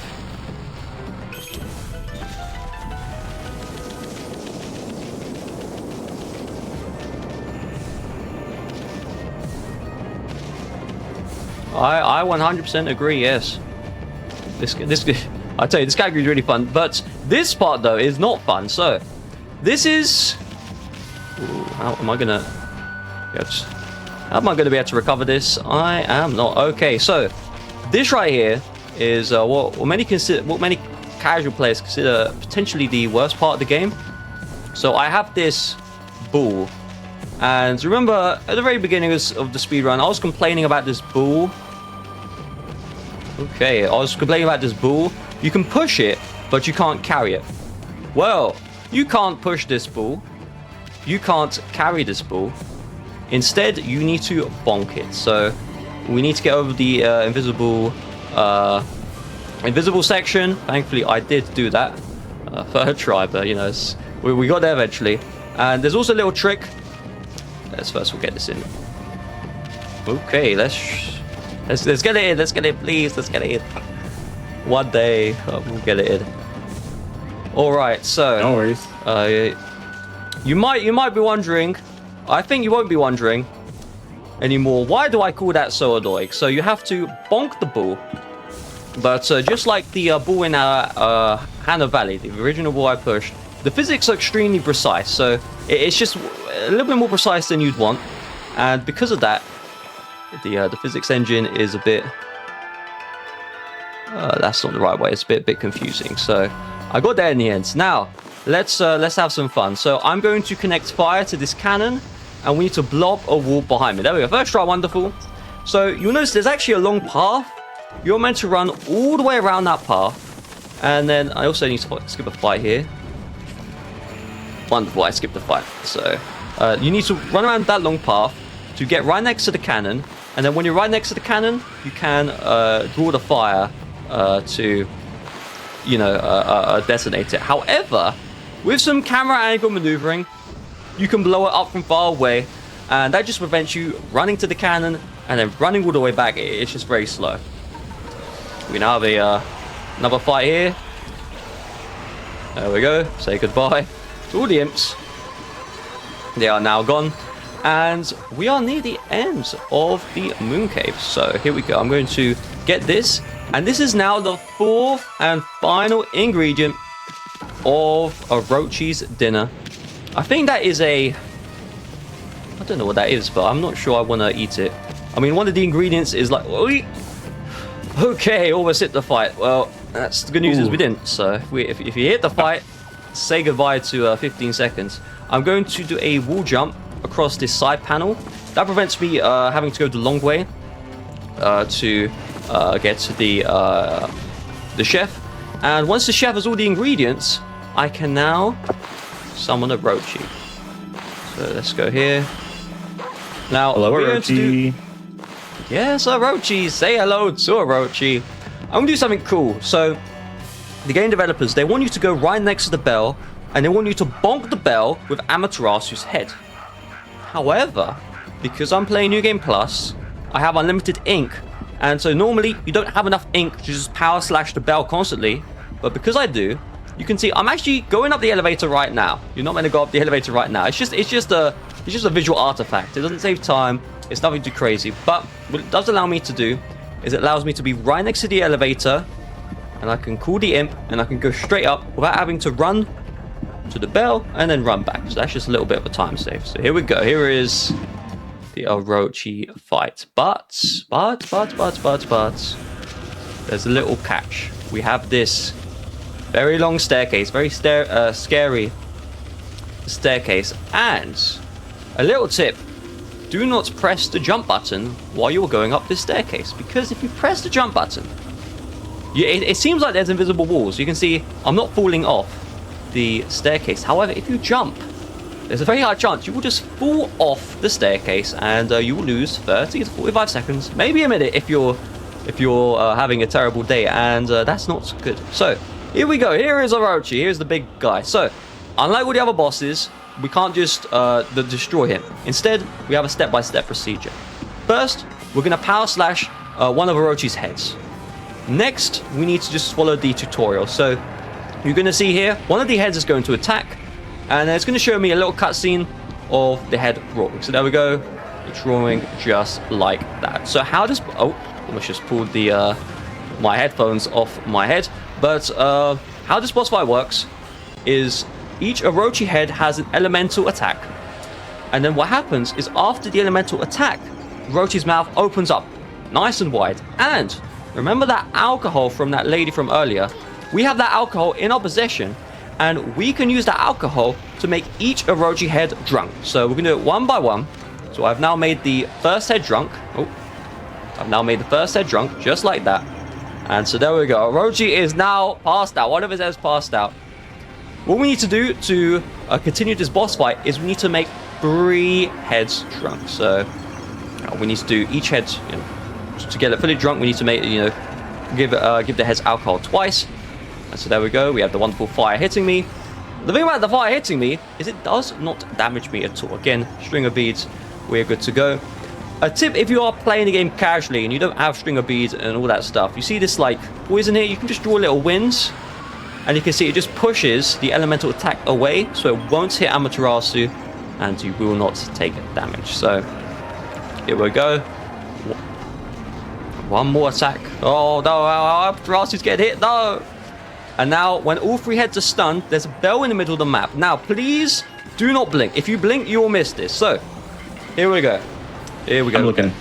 The second phase of Orochi is a 10-minute phase. It's meant to take 10 minutes if you're a casual player. However, if you're doing the speedrun, you defeat Orochi in 10 seconds. Yes, that's right. Say goodbye to Orochi. Bye-bye, Orochi. Bye-bye. Bye.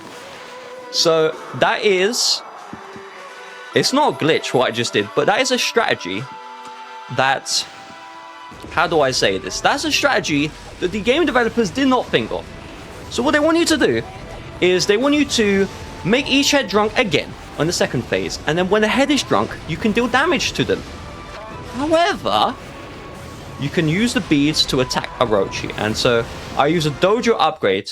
You'll see the old man later on in the speedrun. I used the dojo upgrade to give myself unlimited beads. So I could just do unlimited beads. It may have a limit, but with the dojo upgrade, you have unlimited, and you can just destroy the Orochi boss. Now, I understand that we have breaks scheduled. This is the end of chapter 1. Are we taking a break? Question 1. If we are, I do have a little announcement that is relevant. Please let me know. Yes, if now is a good time after the chapter 1 to take a break, now would be a great time so we can take a break. Quick announcement before we take the break. It's very related. So, what you'll notice is I'm currently saving the game. Now, you might be like, okay, why are you saying that? Well, for the longest time, you speedrun Ōkami, first time, 4 or 5 hour speedrun, no breaks. But breaks are being introduced into the Ōkami speedrun, and so you can take the break, you can relax a little bit, you can come back, and so if you are trying to speedrun Ōkami yourself, you don't need to spend 5-6 hours in one sitting. You can take the break here and there. So if you do want to speedrun Ōkami, real quick, speedrun.com/Ōkami, the Discord server is right there. And yeah, let's go to the break. All right, thank you so much, Saunders Tech, for that wonderful segue into our break. And if you want to speedrun yourself, I know a lot of people it's hard for. I definitely have not committed to certain runs because they're just really long. And so if you are interested in speedrunning Ōkami yourself, then this is really good news. But yes, we will be right back after this break, y'all. I just want to thank everyone for supporting Games Done Quick with your subscriptions, gift subs, and shit and bits cheered. Sorry, not the chits beard. Your contributions to help keep the show running are always really appreciated. If you're enjoying the stream, consider subscribing for exclusive emotes, ad-free viewing, and access to chat during replays. You can also always support the stream by sharing the GDQ channel with your friends. So please support GDQ. We do amazing work here. And if you're watching on YouTube, hi, hello. We appreciate you. But with that being said, we're going to be right back with some more Ōkami after this wellness break, y'all. All right, everyone. I hope you're all having a wonderful, wonderful night tonight. My name is Ozmourn, and this is the Scenic Route. We've been having an amazing night. We had a great runs at Perilous Paths earlier, and now we are here with the Scenic Route doing a Ōkami run all night. Again, before I begin, I just want to say happy Lima Bean Respect Day. Please respect your Lima Beans. It is a real holiday, and it is today. Now, with that being said, we're going to go straight back into this amazing run by Saunders Tech Ōkami, new game plus any percent glitchless. It's only been an hour and a half. We still have 2 hours left, and this run has been absolutely amazing.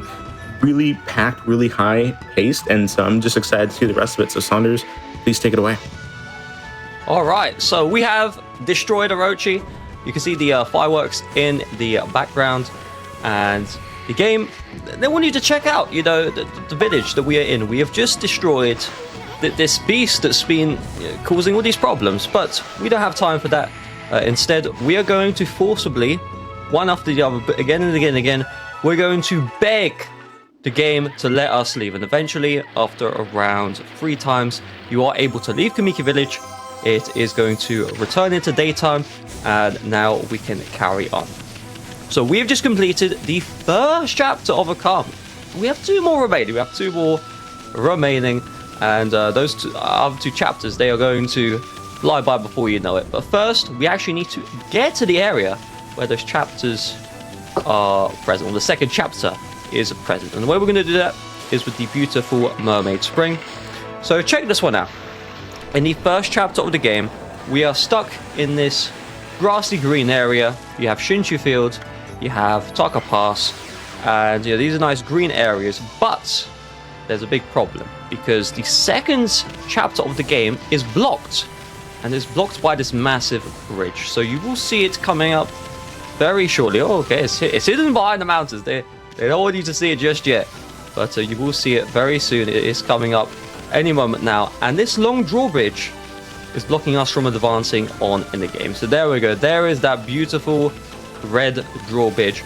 And so how do we get around it? Well, you'll be happy to learn that completely glitchless, you can skip lowering the drawbridge, and you can save between 40 minutes to 1 hour in the speedrun. Yeah, incredible. However, you might notice I won't be doing that. So, I mean, think about this, right? Let's first of all lower the drawbridge. The way we do that is we do need the fire brush power, which you get inside of the moon cave. So you can come to this area at any time, but without the fire brush power, you can't make that arrow fiery. And when it's fiery, it blows up that little left section and lowers the drawbridge. However, to the left of me, you see that rock. That rock was put there as nice artwork design. However, you can, with some precise jumps, without doing any glitches, you can completely destroy the entire game. You can just go into the second chapter. You don't need to defeat Orochi. You can stay in his lair. You never have to defeat him if you really want to. But why didn't I do that?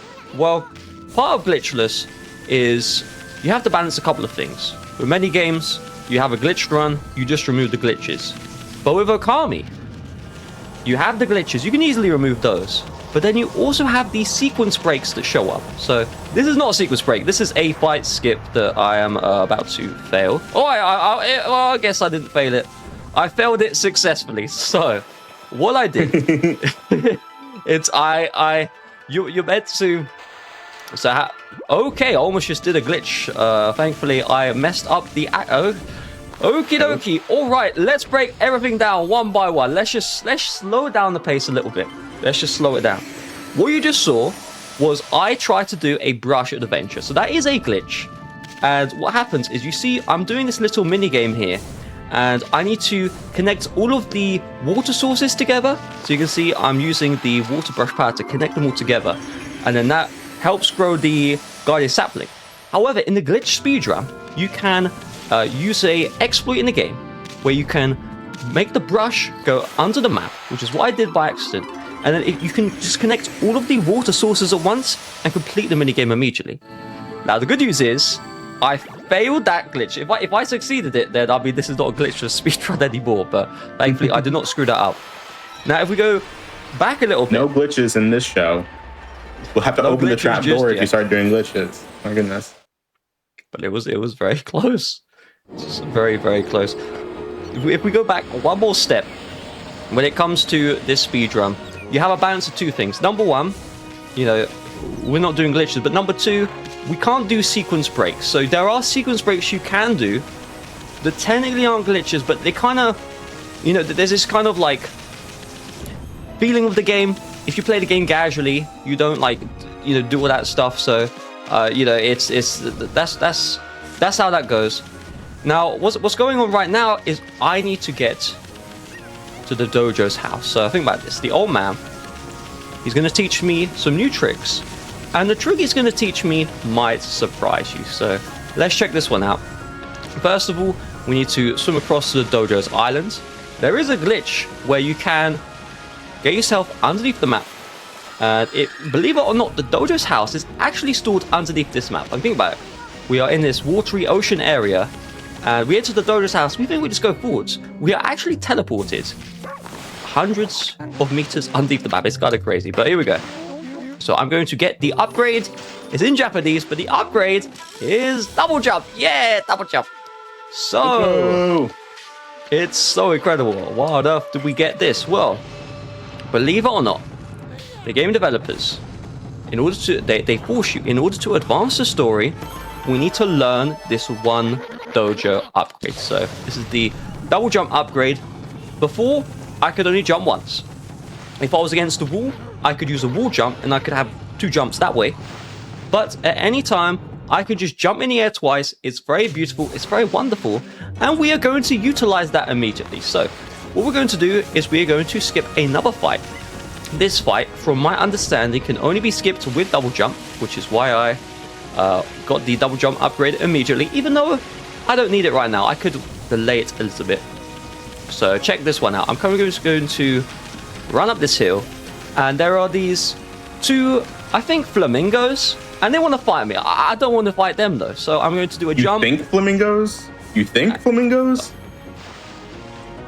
Oh, well, I guess we'll take a look at them. We'll take a look at them because I screwed up the fight skip, so that's all right. But I must have been literal millimeters away from skipping that fight, but it's all right.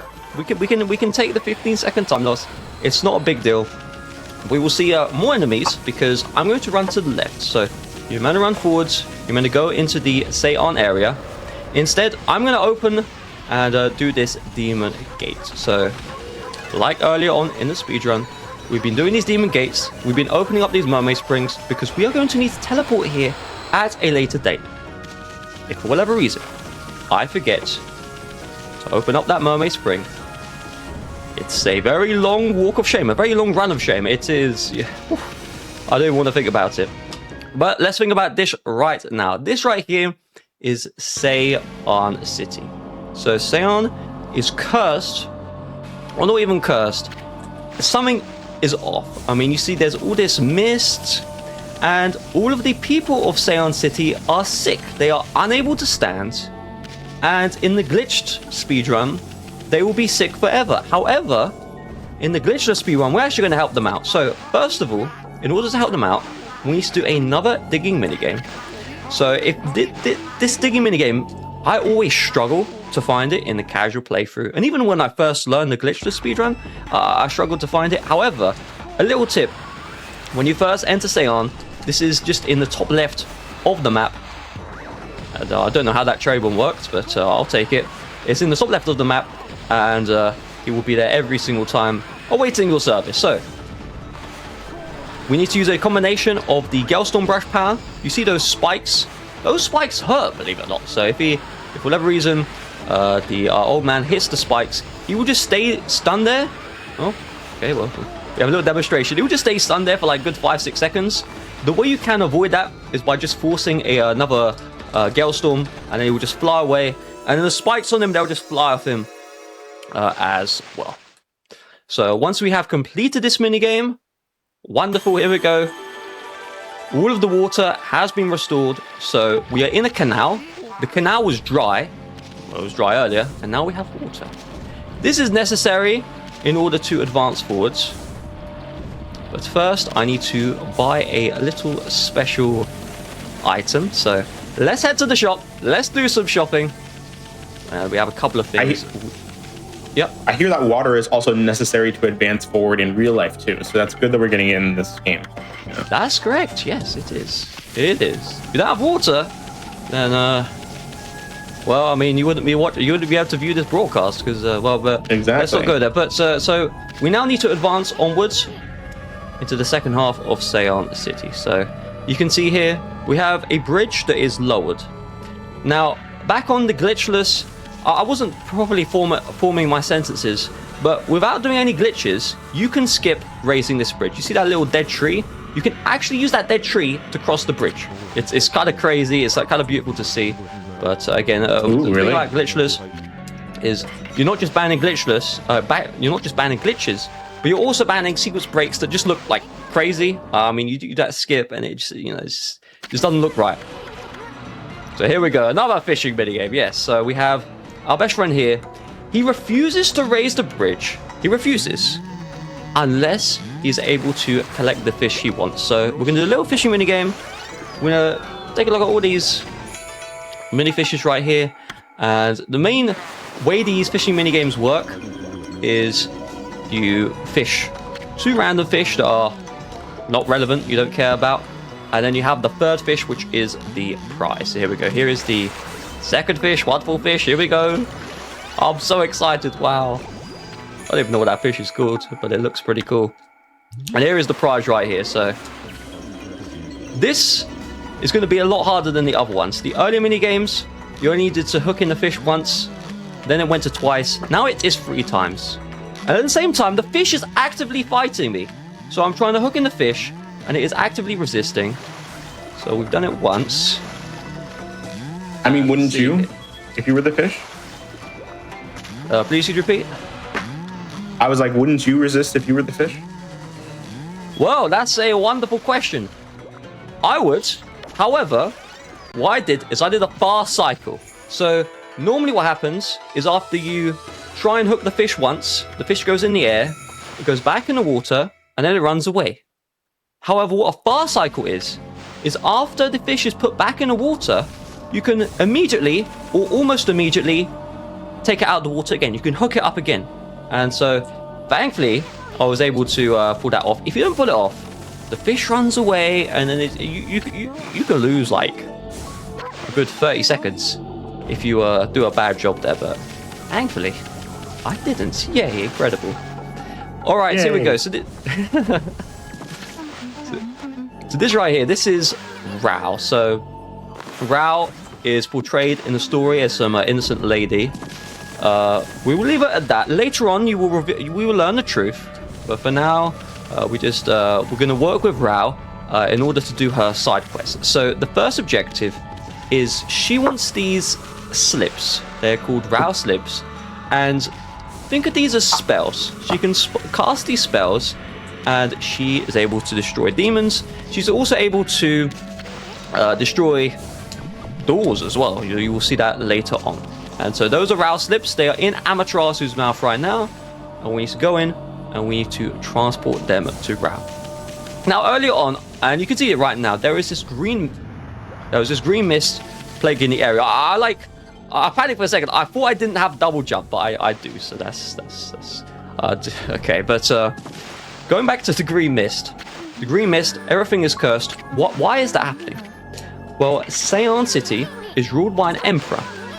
The emperor has gotten sick, and so that's why all of the people of Seon City are sick, because the emperor's sickness is spreading across, and everyone is struggling. So my objective here, we're going to work with Rao, with the slips, and we're just going to try and get rid of all this green mist, and we're going to try and get all of the people back on their feet. In the most literal sense, they are literally on the floor, unable to stand up. They'll be back on their feet shortly. So what I have done, I've spoken to Rao, number one. Number two, I've given her the slips. Now, she is waiting for me. She's waiting for me, so I've got to hurry up. Where is she waiting for me? She's waiting for me in the sunken ship. So, remember earlier, I went to the old man's house. I got the double jump upgrade. Why did I get it? Well, there is this wooden platform, and you see it in the distance. That is not the right wooden platform, but there's another wooden platform. And if we try and jump up it, the game just won't let me. Isun, who is a bug, who is on Amaterasu's back, he'll get angry because we cannot do it. We literally can't do it. Well, if you glitch, you can do it. But you can't do it in the normal gameplay. And so we do need to get double jump in order to access the top of this platform. So I'm going to do a jump, jump, tackle. Wonderful. And I get on top of the platform, and we see this crescent. So what on earth is going on? Well, check this out. So I must be on the platform. While on the platform, if I draw the moon, magic happens. Literally magic happens. So we'll have this cutscene play. This cutscene will not play, and this won't happen unless you are on that platform and draw the moon. You can't draw the moon anywhere else. But you'll notice, all of a sudden, all of the water blocking the entrance of the sunken ship has gone. And we have this beautiful waterfall. And we can now enter the sunken ship. Now, I do wonder a little bit. So we're going to meet Rao. Rao is in the sunken ship right now. I'm a little curious how she gets in here. Maybe there's an obvious answer that I'm just not thinking of, but I'm a little bit curious. But for now, I am curious about one thing. You mentioned how you can only get up to that platform via double jump, which unless you're like playing a glitch category. So what abilities essentially do you get in any percent versus like glitchless? Like, do you even get the double jump ability at all in just regular any percent? You will get the so in the glitch category, the route you take will surprise you a little bit. So the beginning of the speedrun is how quickly can you get the double jump upgrade. That is actually the beginning of the glitch speedrun. And the reason why is because it actually saves a lot of time to go out of your way to get double jump. Because, I mean, think about this. You have a infinite jump glitch called the Katie glitch. It takes around 2 seconds to do the Katie glitch once and to get an extra jump. However, if you have a double jump, you can halve the amount of jumps you need to do before you need to enter the menu and do the KT glitch. So it just saves an extreme amount of time, because by getting double jump, you halve the amount of KT glitches required. So you do get double jump immediately. To answer about... that is not what I'm going to draw. To answer the question of... First of all, I'll answer that in a bit. Let's just rewind a bit. I've positioned myself in a way. There's a cutscene. If I walk a little bit more forwards, the cutscene plays. I'm able to draw the sun, which is what I did there. That prevents the cutscene from playing. Remember earlier, I was in the... I drew the moon to lower the water. By drawing the sun, it raises the water. That allows me to advance in this dungeon. We're also going to use the broken beads to destroy these bosses. For that shark is an extremely tough boss fight in the casual playthrough. However, if you just spam cherry bombs on the shark, it will die like very quickly. So that is my recommended tip. Going back to the double jump bypass, there's no actual speedrun that requires you to get on that platform other than Glitchless. So the only in that sense, you're not needing to do that skip. However, just as a general like glitch hunt thing, you are able to draw a tree, and then you can jump once, and then you can tackle on the tree, and then you get just enough height to bypass the double jump requirement. Is that used in any speedrun? No. But is it a glitch that exists? Yes. So there you go. Sometimes the glitches are just for swag. You know, you always have to save time. Correct. So, I mean, there's a lot. I mean, you find a lot of glitches. Some you're going to implement in the speedrun to save time. Others, they're just there, you know, and they look pretty cool, I guess. I'm now going to try and save a bit of time. Okay, wonderful. So, what I've done is you're meant to go the long way around to access this platform. And we have this Loch Ness monster, and he is trying to kill me, so we need to put an end to that. So first of all, I cut down this barrel. You can cut this barrel down at any time, but the time I did it is most optimal. I'm going to move the barrel all the way back, and you see that there's a barrel below me, and then there's a barrel to the left. So what on earth is that? That will become relevant shortly. It's a surprise tool that'll help us later, as they say. It will help us later. Yes, it will. That's 100% correct. Though it will be a little sooner than you expect. I'm jumping to just avoid Loch Ness monster is like slamming at me. I'm jumping to just avoid that. I'm now going to jump down, and I'm going to draw the moon. And oh, look at that! Those are the barrels. So think about this. This is a weighing scale with two barrels. One barrel is heavier than the other. And because of that, we can now turn around, and this barrel is going to float upwards. And because this barrel can float upwards, we can advance the dungeon. So this dungeon just has a lot of puzzles. I'm just completing those puzzles one by one. And so we are on the final stage here. The final stage is that a door's locked in the beginning, and we now have the key accessed here. I actually got this key open. The way you do this is by using that cannon. You point the cannon down, and then you use the cherry bomb to blow up the entrance. I did that earlier on in the dungeon. You can do it any time, but earlier is faster. We can now use rail slips here just to get past the door. And let's see if I can set up for this. So, cutscene's going to play. Now, remember the ZR trick earlier? Let me see if I can show this off without losing time. This is how quickly Amaterasu moves. You saw how slowly she moves? Now, I don't know if I'm able to probably show this, but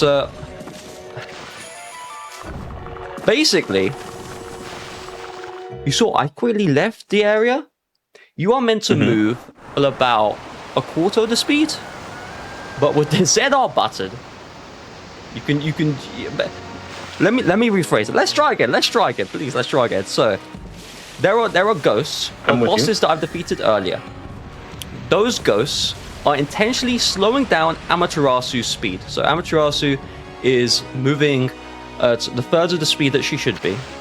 However, by holding down the ZR button on my controller, or in my case R2 button, I remove the speed cap or the speed block that those ghosts give me. And so I can just zoom at full speed, even though those ghosts are meant to slow me down. So I tell you, the ZR is a lot of uses you wouldn't even expect. It's very beautiful. But all of that to say, I've completed the sunken ship. You will notice I have this bouncing thing that I'm trying to follow. That is called the Lucky Mallet. So the Lucky Mallet, it was inside of the sunken ship. It has one very specific purpose, and that is to break into the Emperor's Palace. Yes, that's right. We're going to break in. We're going to break in, and we're going to break in a way you wouldn't expect. So inside of the Glitch speedrun, you do break into the Emperor's Palace as well. However, he has a massive wall, and you can just use the infinite jump glitch to get over the wall. I mean, you just jump enough times, you get over the wall. However, with the Lucky Mallet, we're going to do something else. So it's going to come up very shortly. So I'm going to head towards the Imperial Palace. And you're going to notice the guards at the front. They're blocking the entrance. You try and break through, they're not going to be happy. However, there's a little crack in the wall. And what the Lucky Mallet is going to do is it is going to shrink me down. And so check this out. Well, I guess you can't check it out. The cutscene skipped. But Amaterasu is, I would say, 1/100th of the size before. So what you should know is early on in the speedrun, there was this bug on me called Isun. And look how big Isun is right now. That is just... Oh. So Isun hasn't changed size. However, Amaterasu has. And that is why Isun looks so much bigger. So we are basically the size of a bug. We went from the size of a wolf to the size of a bug. And let's see if I can do this big jump here. That is not going to work. I'm surprised Amaterasu can still carry. I'm surprised Amaterasu can still carry like a bug on her back right now, being that small. That's a good. Wait. She's a strong girl. She's a strong girl. She's a god after all. Correct. I mean, that is a good point, though. I mean, if you're 100th of the size, like, I can't carry someone my size. Okay, I can't. But I guess, I mean, she is some goddess Amaterasu, so I guess that's not too bad. Exactly. What we're going to do right now is there is this key. We can just access it. You may not go right next to it, but I think I can just go like that. There we go. Wonderful. And excellent. So remember that big YOLO jump I did earlier that skipped all of those, like, platforms? Well, the reason why I did that is this. So I'm playing all these cutscenes. So I just played these 2 cutscenes.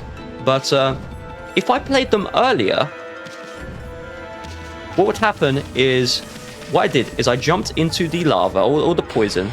If I played the cutscenes earlier and I jumped into the poison, Amaterasu would drown. However, by preventing the cutscenes from being played immediately and by playing them later, I'm able to jump into the poison. That skips a bunch of running, and it's just a couple of seconds of time save that is very beneficial to me. Now, I'm exploring the Imperial Palace. We're getting to the bottom. We need to get to the bottom floor, and so I'm just going to jump down here. I'm going to place my cherry bomb next to these acorns. That blows up the entrance immediately. So if you put the cherry bomb next to the cherry bomb sign, that's what the game developers, they want you to do. You have to wait like 5-6 seconds for it to blow up, but we don't want to wait. We are now going to cut down the fog pot, and we're going to open it right here. So what we're doing in every single dungeon is we have an objective. We enter the dungeon. You may do some puzzles. Sometimes you just run around. That's okay as well.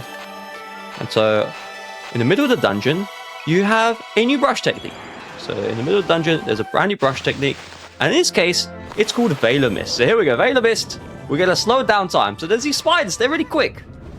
But by using the Veil of Mist, the spider, I don't think you saw that. The spider was trying to stop me from leaving. I'm going to do a spider skip here. I'm acting like that's hard. That's actually a very easy fight skip. You just jump to the right. I'm actually jumping while that spider is going up. There is a glitch in the game. We are doing Glitchless speedrun, but I mean, if this happens, it's what it is. There's a glitch in the game where when the spider elevator goes up, so it's a spider that you can use as an elevator. When it goes up, Amaterasu clips under the spider, and so she falls back to the bottom of the ground. So we just jump. to prevent that from happening. I did the YOLO jump first time that time. That's the good news. I'm pretty happy. Is that like just a glitch that can happen on like any casual playthrough as well? Correct. I would honestly say that feels like something that should have been patched. But then again, it was 2006. You know, can't patch things easily. So yeah, yeah. I agree. However, I would say though, that glitch is still in the 2017-2018 remaster. It's just there. It's sitting there high. And they never thought to take it out? Okay, fair. Okay, so I tried to be smart, and I lost a bit of time. So there's a spider to the left. However, what you can also do is you can just do a bonk to the right and just get up the platform without using the spider. And that is... that honestly has zero utility, because you see these spiders elevators here that I'm using. This is on a set cycle, and you can make the cycle even if you do the slow way. Okay, wonderful. I'm now going to do some YOLO jumps. Here is a beautiful YOLO jump, and there we go. I just skipped about there we go. Okay, perfect. Wonderful. So I did 2 skips in one. I did a big YOLO jump. What that did is there's those spiders, and there's a big maze and puzzle, and you have to do this like really long way to get into the final destination, which is here. But you can do a YOLO jump and skip all of it. So I did the YOLO jump. I succeeded. Also, I'm now in the Emperor's mouth. So I've entered his mouth, and there is a boss inside of his mouth. There is a cutscene that would have played earlier if you did a bad job. That just shows his mouth and it does a little panorama. I skipped that cutscene as well. And we are now here. So, who is in the Emperor's mouth? Let's please reveal yourself. This is called Blight. Now, how Blight works is he moves really fast, but you can use the Veilomist brush power, and with the Veilomist brush power, you can slow him down, and while he's slowed down, he's vulnerable and you can attack him. We have now saved the Emperor, but he's currently passed out. So what we're going to do is, while the Emperor is passed out, we are going to release a prisoner. Yes, that's right. So I'm just going to go to this prisoner here. I'm currently in the Emperor's body. Me and Isun, we are controlling the Emperor from his stomach. And we have pushed him towards that lady who was stuck in jail. And she's being released. The Emperor is also awake.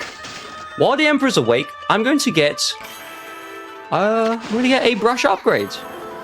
This is called Mist Warp. So think about this. The entire time, I have been able to use the water effectively to teleport. So I've been able to use those mermaid springs, and I can teleport nice and quickly. However, with Mist Warp, I can use something else. So check this out. Well, you're not gonna see this. You're not gonna see it just yet. You only see it once. I'm saying check this out. You won't see it for a while. But it's like you'll see it eventually. But how it works is there are these save mirrors. Those are where you go to save the game. However, if you use the Mist Warp brush power, you can just teleport to any save mirror in the entire game. There is one area where that does save time. But for now, we need to go back. We're going back to chapter 1 of the game. We are going back to Salsa Sanctuary. So here's everything that's happened. I have saved the Emperor. He is alive and well. The curse or the illness in Seon City has been lifted. I have freed a prisoner from jail. Now the prisoner wants to build a rocket. So we're going to help the prisoner build a rocket to escape Earth. So you can see here... That seems a little ambitious, right? You got out of jail and now you want to go build a rocket? That seems pretty risky. It does. It really does. And but we don't have a choice. Unfortunately, we have no choice. We gotta help. Well, it actually works. That's okay. But we have another digging minigame here. There is a skip in this digging minigame. I'll be honest, I might just miss it, but I'll give it a good shot. You either pull it off or you don't. So how it's gonna work is, it'd be nice if I could draw a... This is not the skip, by the way. That is just lack of skill. I'm using the Gale Storm. Oh, first try. Well, we only have one try. So what you will notice is below me there is that water source. The game developers, they want you to push the lady into the water source. You see it right here. And then once she's in the water source, you draw a line, you create a little water spout. I don't really know what it's called. But once you create that, okay, thank you very much, game developers. Thank you so much. Wonderful. All right, I guess we'll have to draw another one. We skipped the first one, and as a punishment, I had to use the second one twice. But so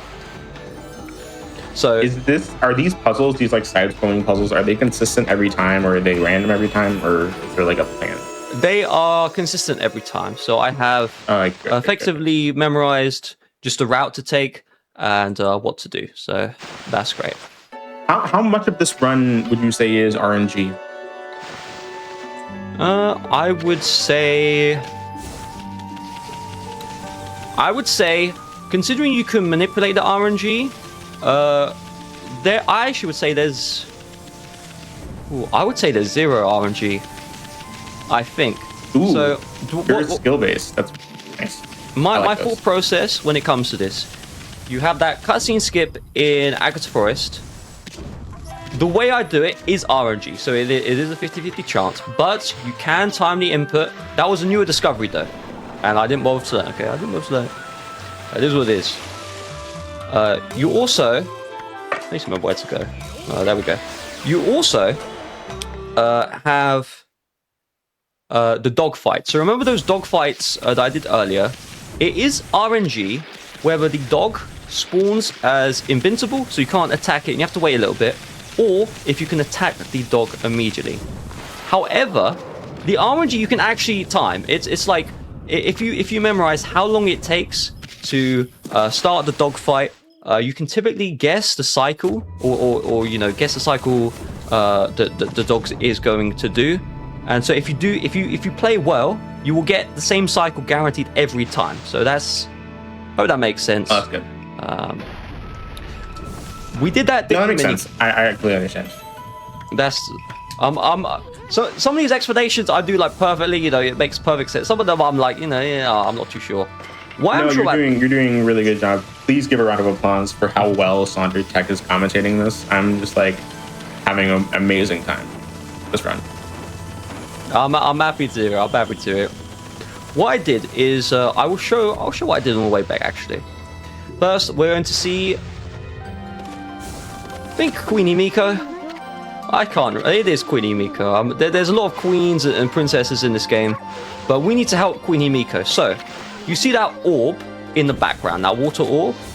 That is going to show the location of this island called Oni Island. So, we are in an area called Rishima Coast, the main area, and Rishima Coast is being ruled by a fox with 9 tails, and that fox is sitting in the Oni Island, and so we need to wait until Oni Island becomes accessible.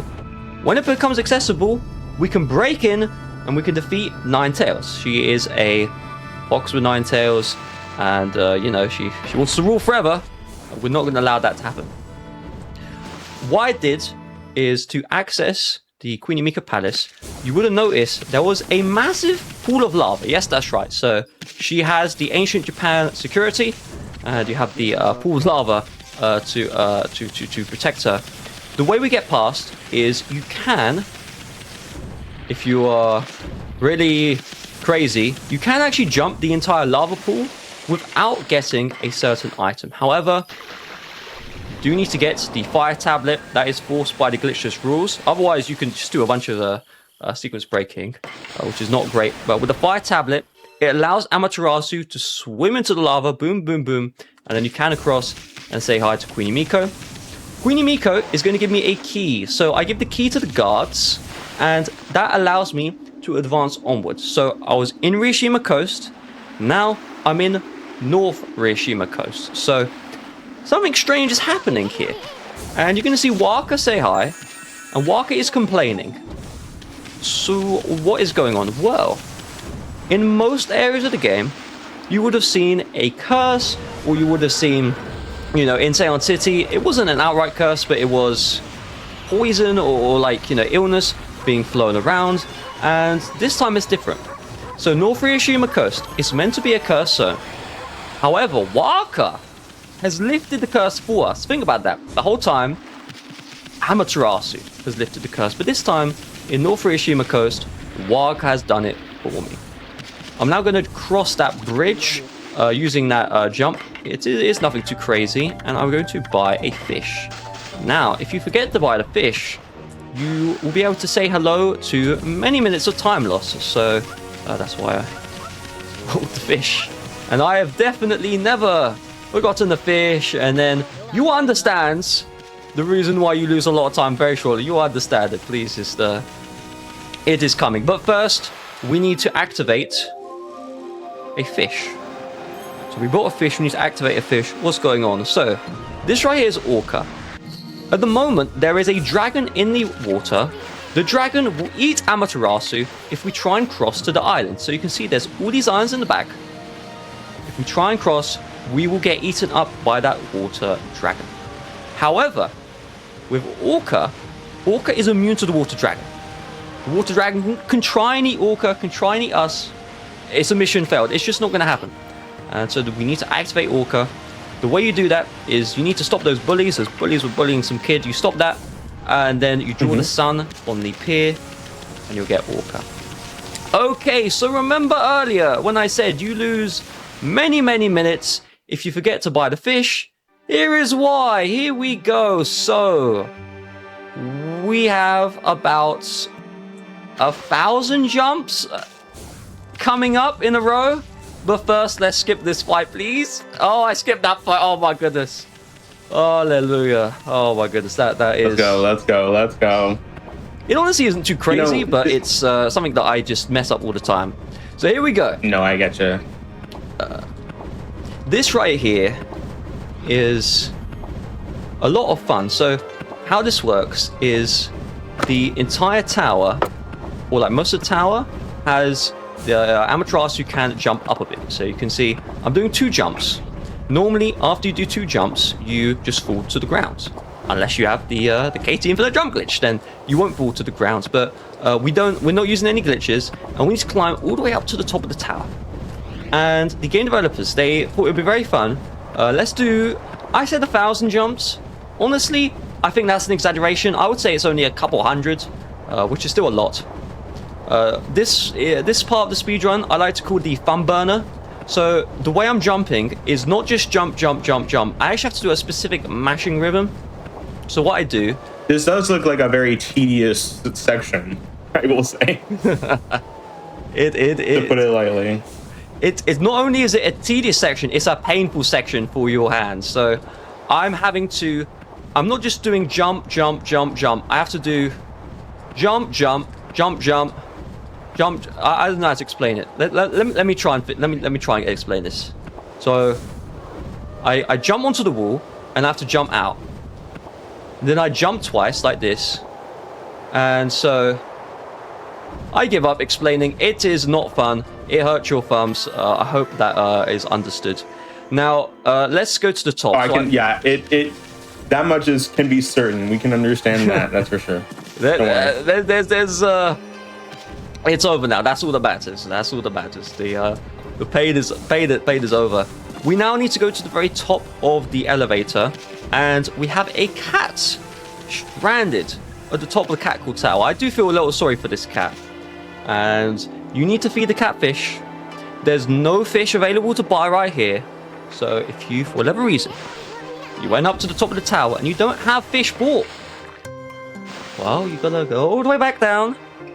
You gotta swim onto shore, buy the fish, try again. It's really fun. Well, that was a joke. It's not fun. But by feeding the cat... No. No, it is not. By feeding the cat, we can now get our next brush technique, which is Cat Cool Tower. So check this one out. You have these cat statues here. And how it's gonna work is by using our brush and drawing from the cat statues, I can create these cat icons, and these are going to allow me to do extra jumps over the wall. Now, what's really incredible is there is a glitched speedrun, and you might think to yourself, or you might ask me, Saunders, so you do a KT infinite jump glitch in Ōkami, in the glitch category. It gives you infinite jumps. And this brush technique gives you extra jumps on the wall. So, does the glitch speedrun get a brush technique that gives you extra jumps on the wall when you have infinite jumps? Well, the answer is no. So, in the glitch category, thankfully, you do not need to jump up the Catcall Tower every time. That's one of the blessings. That's the one advantage of the glitch category. You do not need to do that torturous tower. Instead, you can just skip everything, which is wonderful. So, the reason why I needed to get the Catcall Tower is we need to get onto the Watcher's Cape. So, the way we do that is just with the Catcall Tower, or if you have the KT glitch, you can just do one KT glitch and skip everything. I'm now going to skip a fight. Now, that fight skip was found in part by me. Yes, so, think about this. By you. Yes, incredible. So there's a, I'm gonna call it a parrot. It kind of looks like a parrot fight, and it just loses like 10-15 seconds. Nothing too crazy. I wasn't the first one to find the skip for it. I don't know who found it, but what I do know is that you had to do this massive parkour jump, boom, boom, boom. You were like, it was just so crazy, so tough, so magical, and I was doing a speedrun one time. And then I missed a jump. And if you missed a jump, you go into the water that you see to the left, and you lose 30 seconds. And so I decided to just run in a straight line. And I found that if you just run in a straight line, the fight doesn't load. Yes, so you can just run. Instead of doing this mega jump off the bridge, you can just run in a straight line. It's really incredible. So that's really great. What's also great is that I have spawned in a galaxy. At least I think I did, unless I... Did I? Oh, did I? Yes, I did. Oh, I almost had a heart attack because I didn't... Did I? Wait. You know, this... Go ahead. Go ahead. No, I was gonna say, for this game, it has like a lot more to do with like fishing and the ocean and fish than I thought. I want someone to do the math of how much of this run is spent in the ocean or fishing or something with water or fishes, because it's so much. We keep going back to it. That's actually a really good thought. I'll come back to that in just a second. I was panicking earlier because my memory is that you're meant to see the galaxy in the air. So you create a galaxy out of thin air, and then you're meant to spin the galaxy, and that opens up the entrance to Dragon Palace. And I kind of had like a brain freeze, or I kind of just forgot if I had spun the galaxy or not, or even opened it. And I saw no galaxy, and so I thought I forgot to do a simple instruction of all you do to open the galaxy is just draw wind. So I thought I forgot that. Thankfully I didn't, because I'm in the Dragon Palace. If I forgot, I wouldn't have been in. Going back to your point, what's really interesting about like video game and stuff I typically play is when you have an underwater section or underwater level, it's typically the worst part of the game. Alright, it's typically the worst part of the game. However, the Ōkami developers, they have made the underwater section interesting. So, we are currently underwater right now, and we are going to go underwater because we are about to enter the water dragon's mouth. Here we go. Wow. Oh, I see. Yes. Is this like a Jabu Jabu's belly situation? I would say so. I would say so. Yeah. The reason why I know Jabu Jabu is, I wish I didn't know, but we are now inside of the water dragon's stomach, belly, stomach. You can see. This is a very nice place. This is a very nice looking stomach. This is like much better, much more beautiful. Like whoever designed this place did a really good job. Well, it's really interesting you bring that up because I have some bad news to tell you. So, at the very start of the speedrun, we entered a dungeon called Hana Valley. It was the tutorial dungeon of the game. What you might not know is that the inside of the dragon uses the exact same map as Hana Valley.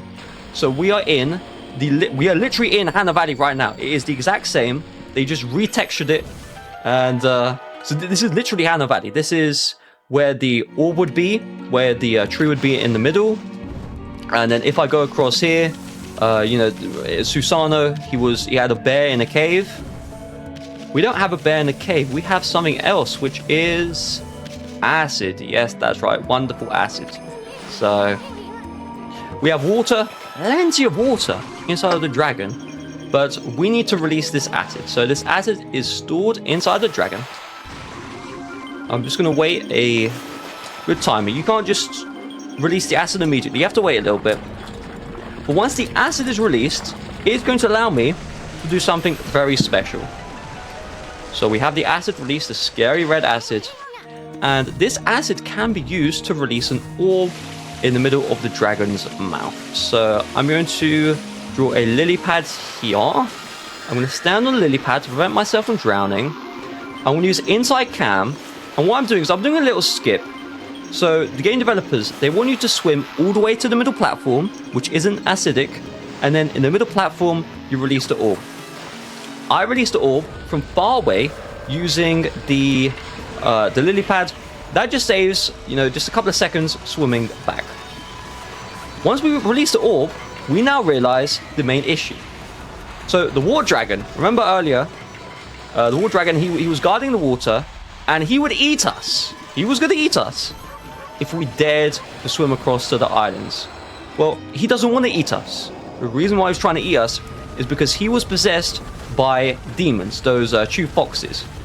So we killed the true foxes, we released the orb, but we made a very big mistake. So the water dragon is now dying. We have killed the water dragon, or it's going to be dead very soon. And can I get a jump?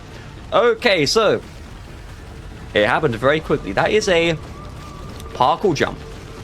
It looks pretty simple. You just do a little double jump on the platform. However, if you miss that jump, or for whatever reason, the acid that's falling down hits you, you can say hello to a 40-second time loss, because you're going to fall down into the water.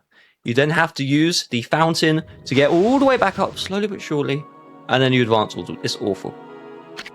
So we have now killed the water dragon. He was dying. We've left the water dragon. He is dead.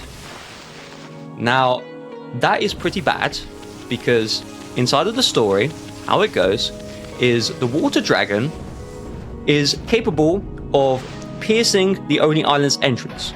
And so we have killed the person who was meant to help us enter Oni Island. Okay, so the guy who was meant to help us enter Oni Island and defeat that fox with 9 tails has died. We killed him. Us, no one else. 9 tails didn't kill him, we did. And we have caused a lot of problems. So you're going to hear this music is intense right now. Remember the Rao lady we saw earlier? She seemed like a sweet, innocent woman. But yes, we're learning the truth. So we saw a video in ancient Japan, twitch.tv /games.quick. It existed 1,000 years ago. It's kind of crazy. But we saw a live stream video of Rao being attacked by that fox with 9 tails. 9 tails, it turns out, is in Rishima Coast. 9 tails is here right now in this area. We thought 9 tails was in Oni Island, but she is here. And so we have noticed that Rao's being attacked. And this is deeply concerning, because we just gave 2 items. We gave this... No, we didn't give 2 items. We only gave 1. But we'll give 2 in a bit. We gave Rao an item called the Fox Rods. And the Fox Rods, it's a very powerful item. We gave it to Rao because we thought she's our friend. She's going to protect Queen Himiko. She is Queen Himiko's assistant. That's what we thought. Let's find out the truth. We're going to find out the truth very soon.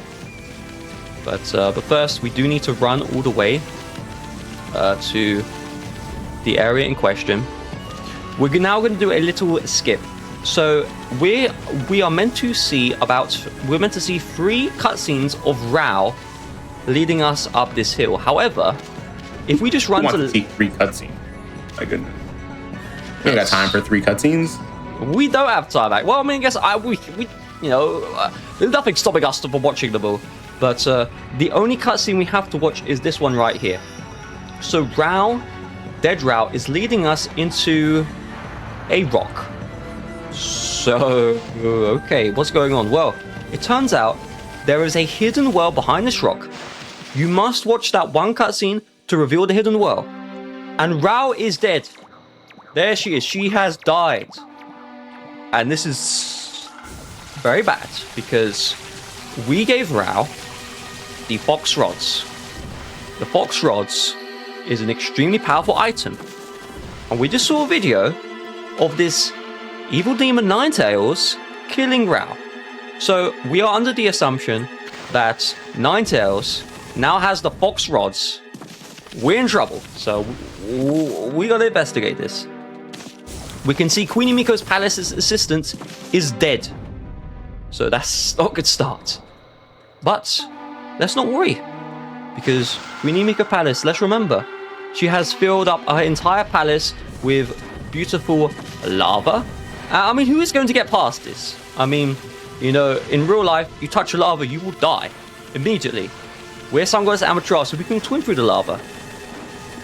But let's see what's happened. Oh, I mean, she's a sun god. You know, I feel like if anyone was able to touch lava, it'd be a sun god. You know what I mean? That is correct. That is 100%. The sun is quite hot, you know. You are Exactly. 100% correct. But what we've learned is that we have been scammed. So, two things happen. Number one, Queenie Miko, she has an orb that tells us where the location of Oni Island is. She died. However, even though she died, and she was killed by that Ninetales individual, her little orb survived just long enough to show us that Oni Island will be gone in 5 minutes time. Also, that jump. I was talking too much. I didn't focus on that jump. You have this big lava pond. If you do an extremely precise jump, you can cross the entire lava pond without swimming in the lava. That saves a couple of seconds. Crossing the... going across the entire lava without touching it on the way back is a lot easier than doing it on the way there. On the way there, I've only done it literally once. And I think the only reason why I did it is because I think the PS2 version, it's easier to do the jump. I think the walls are higher. Okay, whoa, okay, thank you, Isoon. I think the walls are higher. So what I just did is I went into autopilot mode, and I went the way you go when you were doing the glitched speedrun. So you're meant to go that way in the glitched speedrun, but in the glitched speedrun, we're gonna go this way instead. So whoopsie daisy. But yeah, so we have to sprint to the Oni Island. It's going to be gone in 5 minutes. If for whatever reason... 5 minutes? Literally 5 minutes. It's crazy, isn't it? Amaterasu's a very fast dwarf, I tell you that. But if for whatever reason, it's sunset right now. If it turns nighttime, Oni Island will be gone forever. Ninetales will rule Ryoshima Coast forever, and there will be nothing we can do about it. I mean, think about Orochi, right? With Orochi, you know where Orochi is. You want to come and fight Orochi, you can show up, have a 1v1. But Ninetales, she is going to be hidden away in Oni Island, and there's nothing we can do about it. So we better hurry up. Now, so you can see it's sunset. It's going to be nighttime very soon. There is the good news and bad news. So the good news is the game developers, they give you a lenient amount of time. There's Oni Island. Look how scary that is. I'm scared. Should I turn around?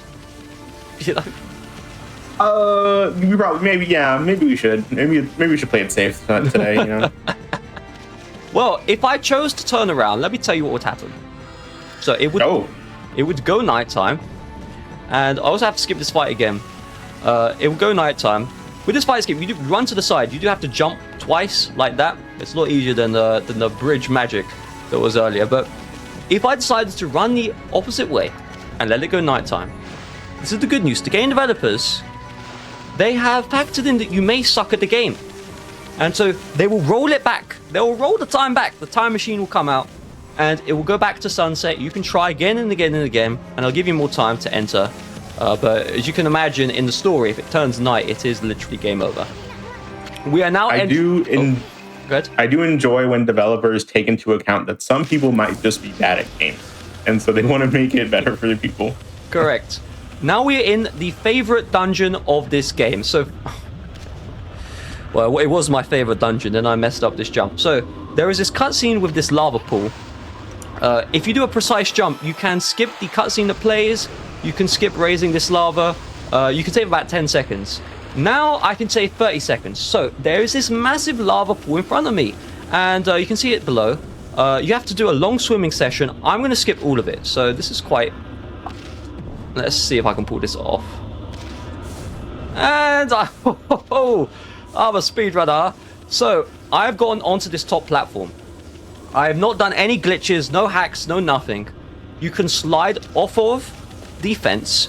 By sliding off of the fence, you can jump on top of the top platform. It is a very precise jump, but if you do pull it off, that's good RNG as well. These enemies take ages to slip, but I got good RNG. I can just hit them. However, if you don't do that jump, you will be met with a cutscene of shame. 10-15 second cutscene. You then have to do this long swimming in the lava, and then you have to go up. You're losing 2-3 minutes. So that is. I mean, it's Glitchless speedrun. I just saved 2-3 minutes, just like that. 2-3 minutes in speedrunner time is like a billion years. Correct.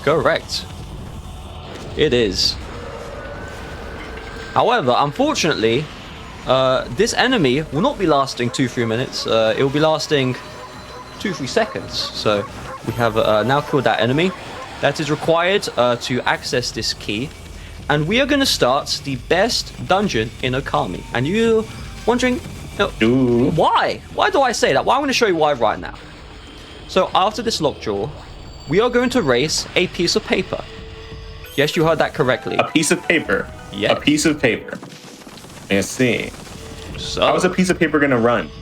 Well, check this out. Say hello to Toby. So Toby is a piece of paper. Toby is a security guard. And why I love Toby is we need to do races against Toby. And so Toby is a speedrunner. Toby, you can see, is making me jump across all these platforms. And you can see I go through that gate that goes green. If for whatever reason, Toby beats me in one of these races, the gate that is unlocked will become shut. And Amaterasu will die. So it is a 1v1 race. Okay, well there's no Toby there. That's just a skill issue on display. But I need to land it there, which I've never done that. I've got too much distance. But here is another Toby race. So we have all these Toby races here. We can cheese these Toby races simply because we are using ZR and speed preservation at the same time. And so Toby doesn't really stand a chance. We are destroying Toby here. As we go on, these races will get tougher. R.I.P. Toby. Yep, good. I mean, Toby doesn't really feel like he has like a huge sense of urgency right now, if I'm being honest. He's kind of just like giving it to us. That's true. This is... I made Toby... Okay, that could have been very bad. So, I got hit by the spikes. That on its own is not the end of the world. However, what is the end of the world is if I lost my speed. So, again, Amaterasu builds up a speed over time. If I lost my speed there, Toby might have won. You know, we're making fun of Toby. Toby, the piece of paper, we could have lost to the piece of paper. And that would have... You're looking at a minute lost immediately if that happens. So you have these gates here. That fight, you're meant to defeat the fight before Toby crosses. With the exorcism slips, we did pretty good. Now this is a fun part. So I have all these laser beams pointed straight at me. And okay, all right. Well, Amaterasu is dead, and Ninetales will be ruling only Island forever. Let's try that again though. So how that works is you can power slash the lasers to stop them. There is a timing where if you do a good job, you will not get hit by the laser and void out. I messed up the timing, but second try it was all right. We have the that fight. I don't know what that enemy's called. I just know the enemy is now dead. And so we have one more Toby race. This is a very easy one. So you can see these spikes, they're coming towards me. This is effectively a lesson in speed preservation. So, speed preservation, game developers actually want you to utilize it inside of the game. If you don't preserve your speed there. Those spikes will kill you, so you want to use it. While we're racing Toby here, do you mind if I read out an announcement real quick? Yeah, good time, good time. Yeah, I just want to let everyone know about Summer Games Done Quick 2026. Again, it is one of the 2 main events that GDQ does each year. Summer Games Done Quick 2026 will be live in Minneapolis, Minnesota from July 5th to 11th. Visit gdq.gg to learn more or register for the event. Stay tuned for the schedule coming out May 1st. That's in about 10 days that the schedule is going to come out. So please make sure you stay tuned for that. Good luck to everyone who has submitted. And if you are even contemplating going to SGDQ, please do. I'm going to be there. Say hi if you like the show. And it's just going to be an amazing time. I highly recommend it. So back to the run. I am curious, Saunders. I would like to know about a bit of your personal history with Ōkami. How did you get into Ōkami, both as a game casually, but also as a speedrun? And how has that kind of evolved throughout the past few years? That's a wonderful question. So, I first played the game. It wasn't the first game I ever played, but it was one of the first games I ever played. So, my family, they would go to this store. It was called, I can't even say the store name because it rhymes with a very bad word, but it is a genuine UK store, very popular store. I would say it's CEX. That is the store name, and they sell cheap video games. Ōkami was one of them. So Ōkami on the PS2, it did flop, and so inside of the stores it would be sold for very cheap. So my parents, they buy all these cheap video games, and most of them, you don't load them up, and honestly, even as like a 4 or 5 year old kid, I was literally 4 or 5, you load up the game, you didn't enjoy it. But Ōkami was different. Ōkami, it just hooked me. I mean, the art style, the game. On the PS2 version, the art style is actually different. I mean, think about this. So, on the PS3, really? All the, I didn't know that. I guess all the newer versions, you have one art style. On the PlayStation 2, the art style, I don't know how to explain this properly. They made it as if you are playing an acrylic painting. So it had effectively a painting filter, or kind of like a paper filter. So the game, they kind of made it like the game was drawn on paper. I did that first try. Wow. I always guess that's a little maze. I always guess it and always guess it wrong. But that time it's different. But so the PS2 version, it actually, you might want to just check out some PS2 gameplay. It does look different. And it has that paper acrylic art drawing style. It looks very beautiful in its own right.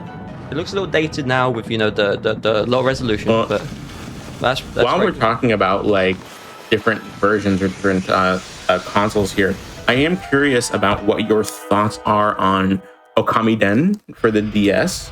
If you've played that either casually or if maybe you run it yourself, I'm not sure. Let's talk about that later. I wanna focus on exploring how it got there. I think that's actually pretty interesting stuff. So no worries, we'll come back to it. That is how I first got into the game. I was literally 4 or 5 years old when I first started playing this game, and I completed it 7 times. I mean, I was a Ōkami addict. It was kind of crazy. And the good thing about this single player game, you can pause the game. It's food time. You can just pause the game. In the multiplayer games, you have a match to win. You have to do you finish the match? Do you get to But Ōkami, you can just pause it. And so me, and it wasn't just me either. It was me and my sister. We both loved this game. It was brother and sister combinations. That's how I first discovered the game. A very long time ago, 2009. Very good game. Literally late 2000s, a long time ago. As far as speedrunning, I basically had throughout my entire teenage years. No one saw what just happened there, but throughout my entire teenage years, or even early teenage years, I've watched Games Done Quick events. So I used to be a heavy YouTube user as a child. Some people may say that's not a good idea, but I was on YouTube heavily. And in 2016, 2017, YouTube started recommending speedrunning content. You had those speedrun achievement videos, history videos. It was kind of like new stuff. Yeah. And you also had some cheating allegations, but the main one was Games Done Quick. I would get I wasn't a Twitch user, but you'd have the Games Done Quick news, you'd have the Games Done Quick speedruns, and I got deeply invested in speedrunning as a 12-year-old, literally as a 12-year-old. But I didn't speedrun Ōkami first. I just watched the stuff. The first time I was actually like inspired, wanted to speedrun, was Kin 11's speedrun of Ōkami in SGDQ 2017. Like the older GDQ. Very good run. Very good run. I've watched it. It is a very good run. I'm about to do a okay. I thought I was doing the skip. I'm playing the intended way, but the skip and the intended way are very similar. But I watched that run as a 13-year-old kid. I just loved it, and to get not just run itself, but also the game's a quick atmosphere, and that kind of inspired me. You know, or one day, like, can I maybe, you know, do a Ōkami run myself on GDQ? I did it. That's pretty good. But I mean, at the same time, you get in the front door with GDQ, and if you become a hardcore fan, you typically go on speedrun.com and check out all the runs there. So at the time, I think there was joint world record. It was Darkness who got the world record first, and then Kinnan tied it. And I would just look through like all the old runs, and I basically became an Ōkami speedrun watcher addict. I mean, I'm watching effectively. Okay, wonderful. I'm watching effectively all the same runs over and over. I'm like going through slower runs just to see like tiny differences. Like I'm basically, you know, a super hardcore fan, but I'm a kid, so I don't speedrun. Sorry. Although I am curious. That like it's a really good story, and I really like how much that like inspired you in order to run the game yourself and like keep watching the content. I am curious. How does it feel to like see that run at SGDQ 2017, and then 8 years later at SGDQ 2025, you ran the game yourself as the second run of the event? I am curious how that feels on your end. First, you might have blinked it and missed it. Remember that blockhead? That blockhead, I just skipped it. Just a double jump. You only need a double jump and a little bounce, and you can skip it just like that. Not. I'm in trouble. Okay, I'm not in trouble. So to answer your question, I mean, it was. I mean,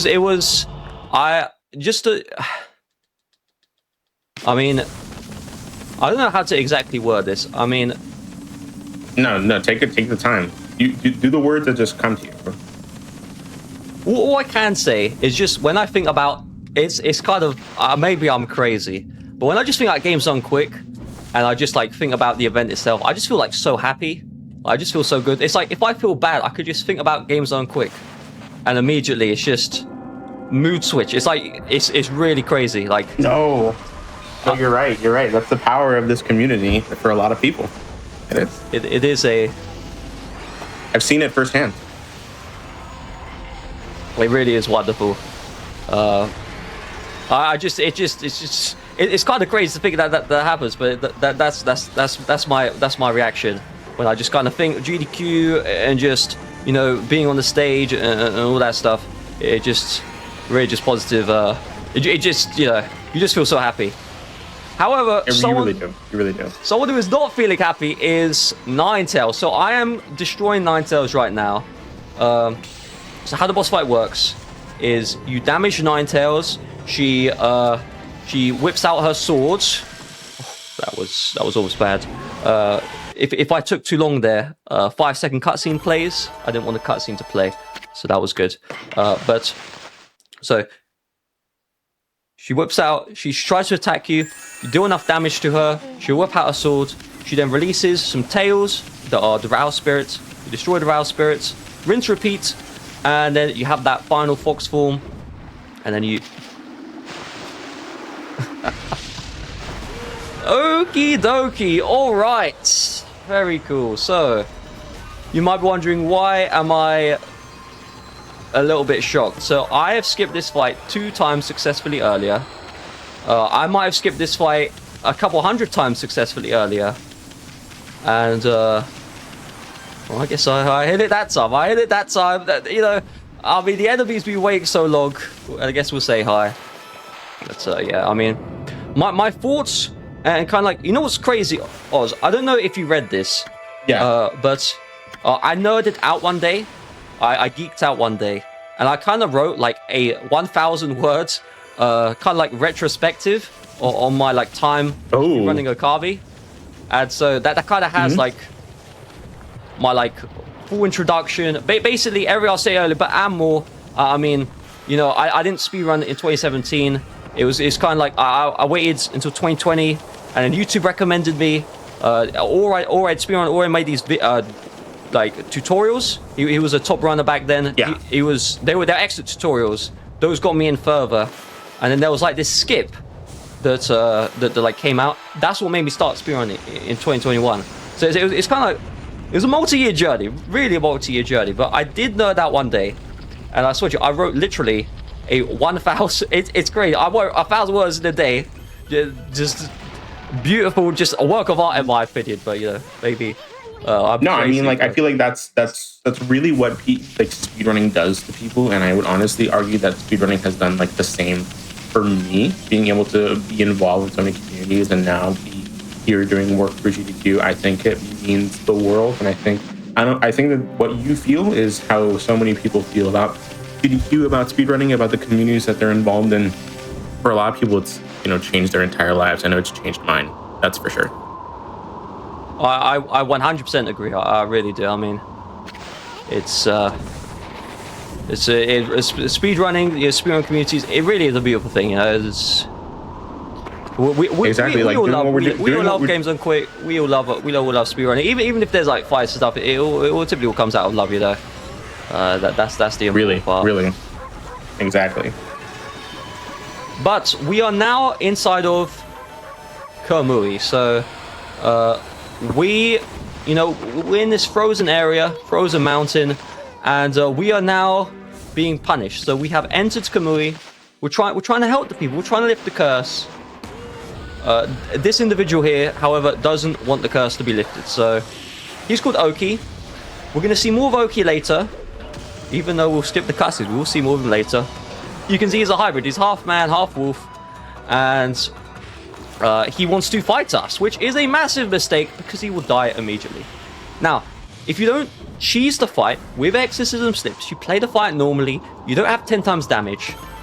This Ōkami boss fight is extremely difficult. However, at this part of the speedrun, this part of the game, you would have large exorcism slips. So if you are playing the game casually, I would recommend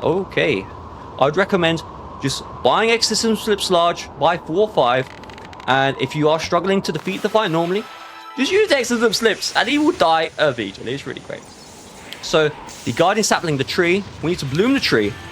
The problem is the tree is covered by a rock. So, with the power of that archer, we drew the lightning, connected to the arrow, and we were able to blow up the boulder just like this. So, say hello to Kamui. I am unable to see how long we've been playing for. 2 hours 42. So think about this. I've been playing this game for 2 hours 42 minutes. Glitchless, we've done everything. We are now in Kamui. In the glitch speedrun, we would be in Kamui in 10 minutes. So think about this. We're playing 2 hours 42 glitchless.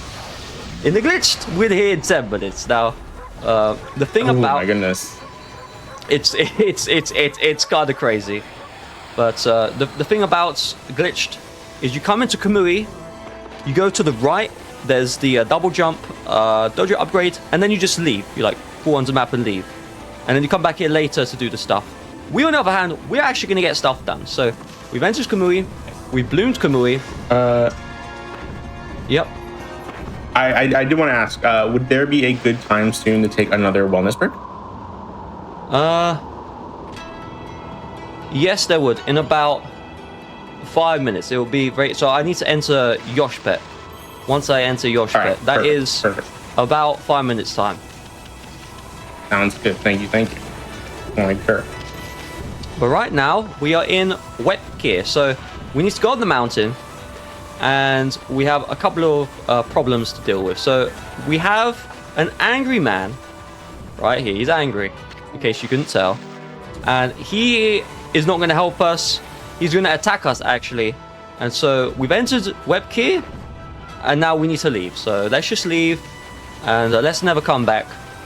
Well, actually, no. because there's a plot twist. So we have Kai here. Kai, on the other hand, would like to help us out. We want to remove the blizzard. Right now, Kamui, you saw all the snow. We are in a blizzard. We need to remove the blizzard. Well, Kai would like to help us out. And the way she's going to do that is we need to go into Yoshpet. So how do we go into Yoshpet? Well, first of all, the angry man has calmed down. And we have the elder here. So the elder, he is the old man. And he has a very special ability that we're going to learn about very soon. But first, he's going to help us open a door. So we've left this building. He's going to instruct everyone. Open the door. Please open the door. And the big, what's the gate? He's going to open up the gate just like this. So that old man has a very special ability. He knows a tune to erupt volcanoes. Yes, that's right. Check this out. So you're going to see when I go up this hill, there are 2 volcanoes. You see those volcanoes? You'll see them more in a little bit. So you can see there's one volcano there. There's going to be another one coming up soon. So our objective is we need to erupt the volcanoes. But how do we do that? Well, there is a very big problem, which is that the old man is dying and he is unable to do his chant anymore. He's just unable to.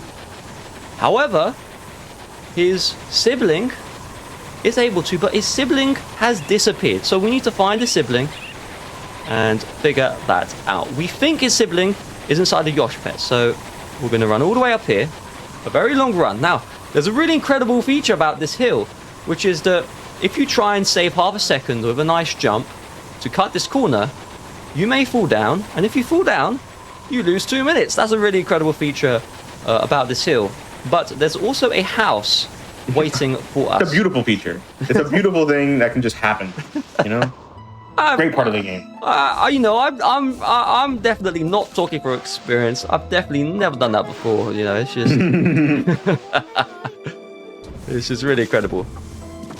So we've come up to the top of the hill because Tuskull has a key. So the entrance to Yoshpet is locked, and so Tuskull is going to unlock the entrance to Yoshpet for us. So our objective is we're going to run all the way down the hill and we are going to enter the Yoshpet area.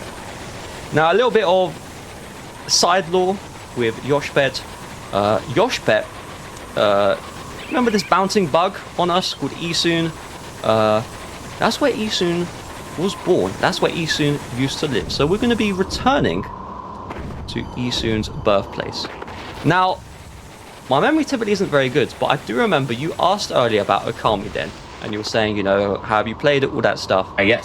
Ōkami Den is a spin-off game of Ōkami, so it is an official story. Some fun facts is it was made by the developers who ported Ōkami to the Wii version of the game. So they didn't create the original Ōkami, they ported it to the Wii. The Wii version was okay. A fun fact about the Wii version is that they didn't have like the original assets, so they had to hack the PS2 version of Ōkami. They had to hack their own game basically to port it to the Wii, which is kind of wild, but they did pull it off. It's a little bit quirky, but it doesn't matter because it's not useful for the speedrun.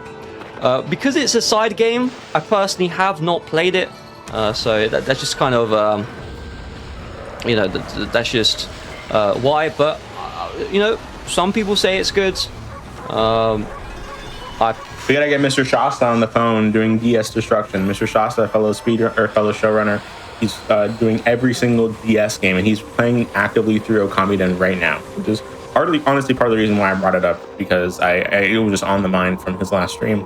But I am curious if anyone in chat has experience with both Ōkami and Ōkami Den, how they like the game, how they compare.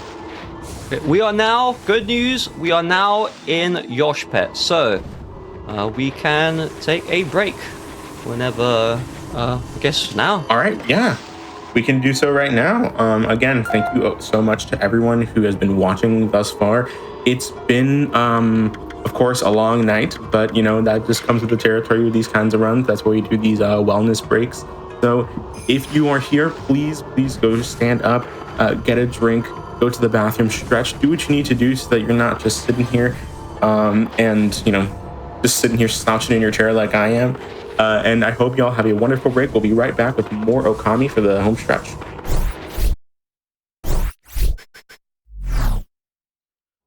Hello, everyone. I hope y'all are having a wonderful night tonight. My name is Ozmourn, and we are back here with the home stretch of this Ōkami run here on the Scenic Route. And before we begin, I just want to say happy National Pineapple Upside Down Cake Day. That is a real holiday, and it is today. So please get some pineapple upside down cake after you watch this show, or come eat it while you're watching the home stretch of this run. We've been having an amazing night. Perilous Paths was great. This whole episode has just been Ōkami Glitchless for the 20th anniversary. Again, to the date, April 20th. 20 years ago today, Ōkami was released, and we are here in the home stretch of this Any Percent New Game Plus Glitchless run by Saunders Tech. So please, Saunders Tech, close it out for us. Let's see what we have in endgame here. All right, so we are now in Yoshpet. So I must admit, this might be one of my favorite parts of the speedrun. And the reason why is because this is a speedrun within a speedrun. Check this out. So we have right here Kai, and Kai is meant to guide us to this place called Pongtan. However, I know where to go, so I'm just going to overtake Kai, and she will be guiding herself. You will notice at the very top, there is a timer. So, when I said this is a speedrun, if for whatever reason I take too long to get into Pongtan, we are deep in a blizzard, and Amaterasu will die. Yes, that's right, she will die. So, my objective is to get there as quickly as possible. And that's the fun part. You are racing a timer. Can you set the best time? It is showing up on screen. I mean, that's really the wonderful part. We have 3 sections for Yoshpet, and then we have a inner Yoshpet section.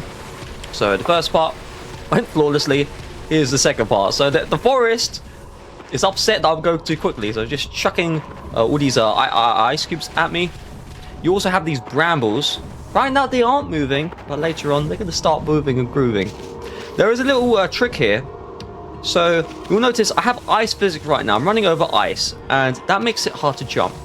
What I just did a couple of times there is by doing a ground tackle and sliding off the edge of the ice area.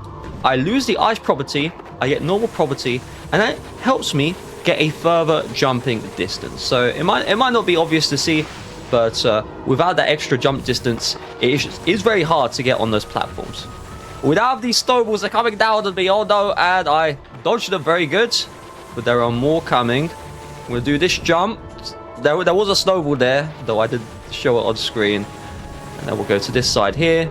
I'm going to do some nice jumps to prevent getting stuck on the hill. Okay. I'm going to do some nice jumps to prevent getting stuck on the hill. We're now in this ice section, so I'm just going to angle Amaterasu to the right, just to slide her across. And, you know, those trees. We don't want to get hit by those trees. If you get hit by those trees, they will just keep on hitting you again and again. It really is awful. But we are now coming to the end of Yoshpet. The good news is we still have a good 3 minutes to go before, you know, before something bad would happen. We're speedrunning, so that's not too bad. Here is Pongtan. This little tree root, I guess you could say.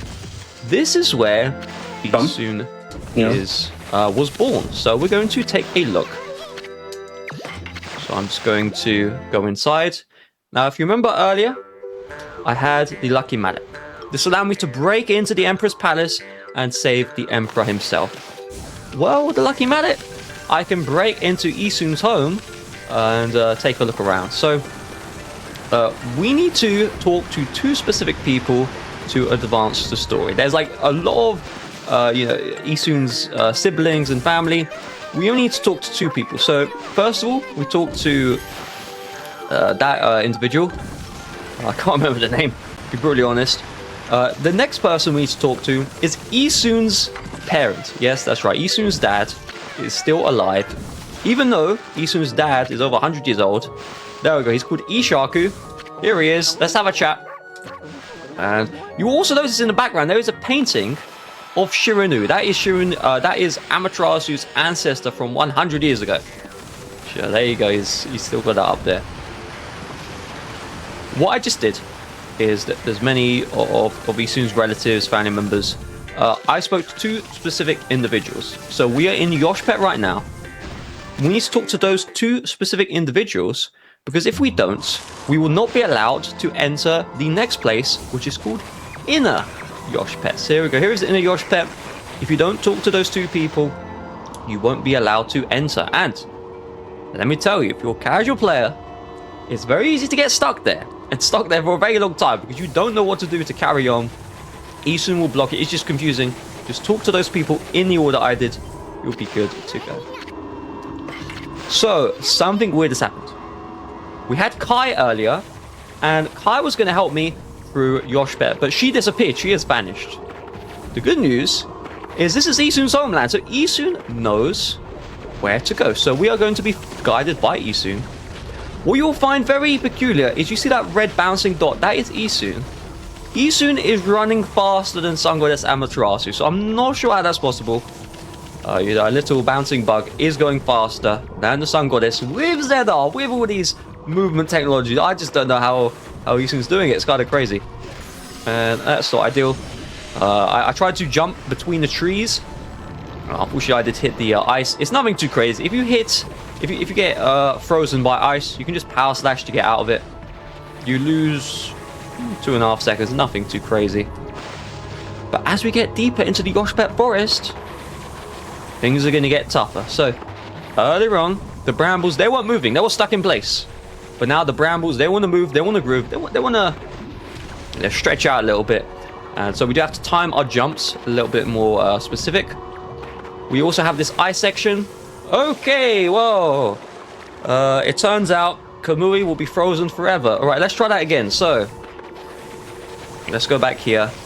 I was trying to do the trick where I slide off the edge to get the normal property, because this section is ice. Well, I did slide to my death, but the good news is, with the string of beads, you have unlimited health. It's pretty good. So I'm going to go down here. There are some very tactical jumps that I do, and I will demonstrate them in this final stage. So first of all, we have these snowballs.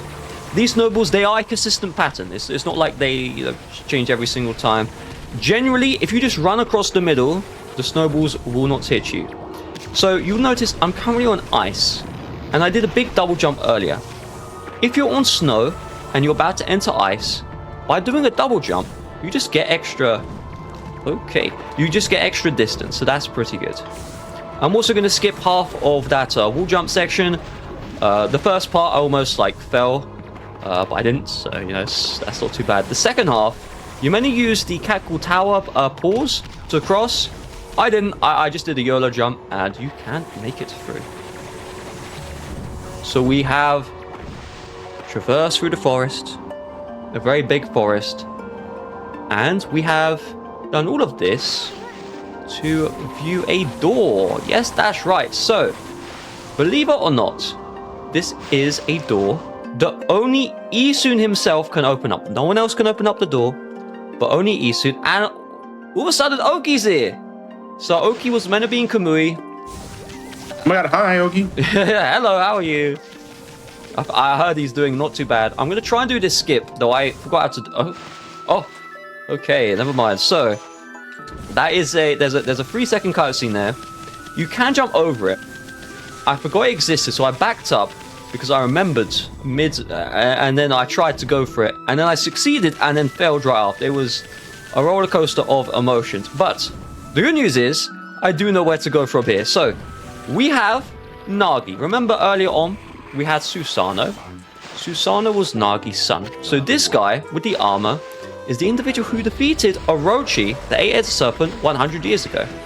And so if you're not following what's going on, I am in Kamiki Village, the first area of the game that I initially started in, but I'm in Kamiki Village 100 years ago. So I entered effectively a time machine, and I'm in Kamiki Village, and we have destroyed the time machine because we have killed Nagi. So, well, we haven't killed him, we knocked him out. So, in the legends of this game, Nagi is meant to show up, and he is meant to kill Orochi. But because he's knocked out, he can't kill Orochi. He's literally knocked out on the floor. So, we are in deep trouble. In order to solve this, you see there, I think that's Kushi, I can't remember, but it's the lady that gets sacrificed by Orochi.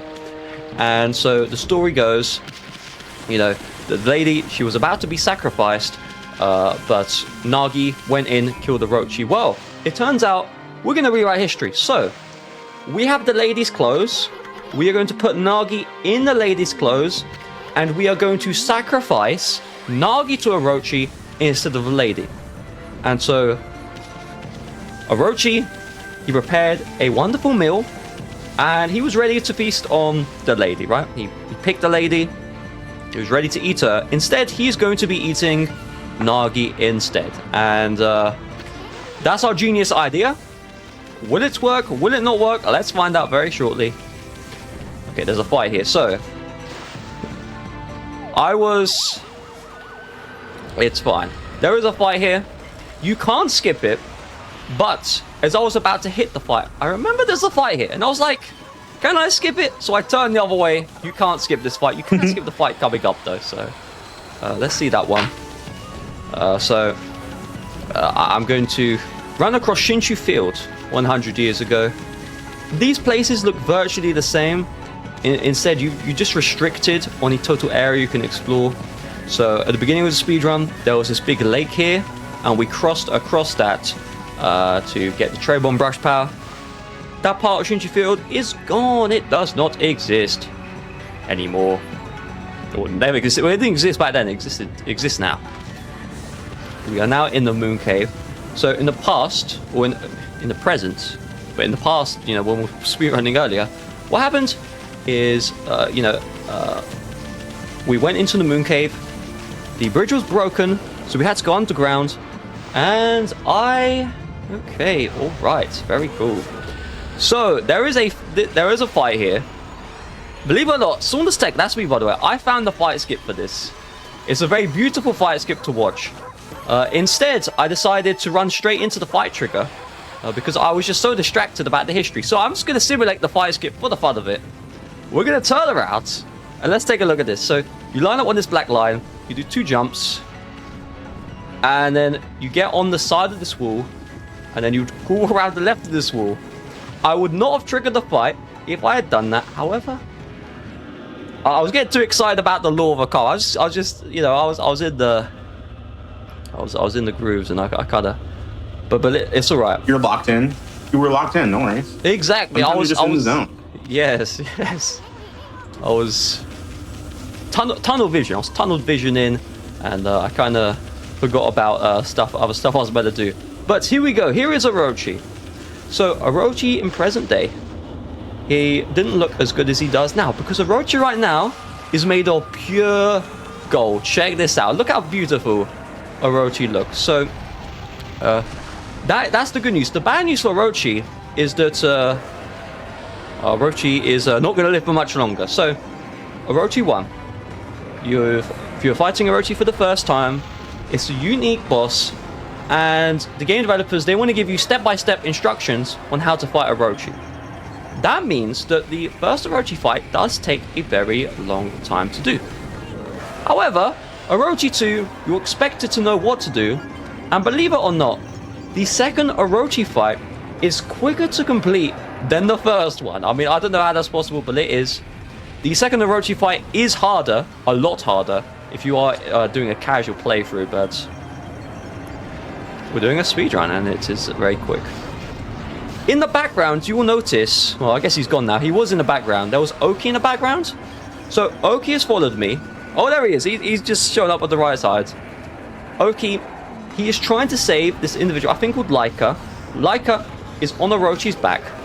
And Laika is the person who remembers the spell and who can light the volcano. So Ōkami, he's coming. He thinks he can save the day all by himself. But he got destroyed by Orochi. Ōkami got destroyed by Orochi, unfortunately. And now Orochi will get destroyed by Amaterasu. So here we go. Say hello to death. Or I guess say goodbye to your life. I don't know which one you choose.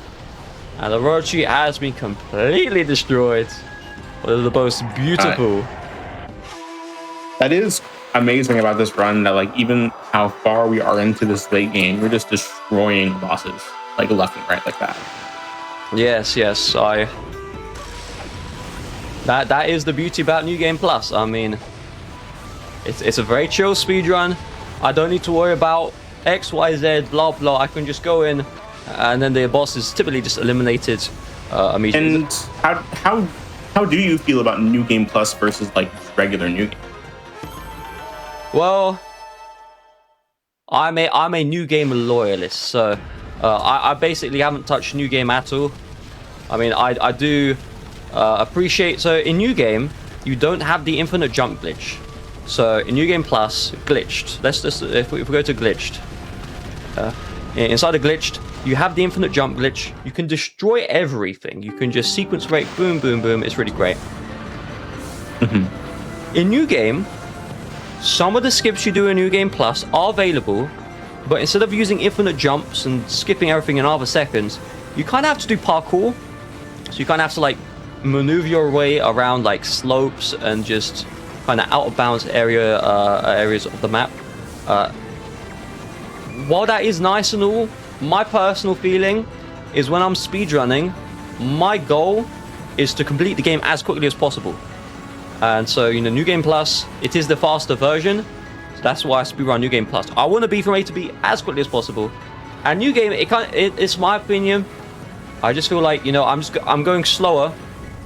And, you know, I want to go, you know, I just want to go quicker. That's why, that's it. That's why I play New Game Plus. Fair. Understandable. So, on our back is Laika. We saved Laika. We saved Laika from Orochi. Orochi wasn't even going to eat Laika. I guess Laika was just going to stay there. And we now need to return Laika to light the volcano. So think about this. The Day of Darkness is coming up very soon. When the Day of Darkness shows up, the sun effectively will not come out at all. Okay, it might not come out again. And if that happens, Kamui will be... It's a blizzard now.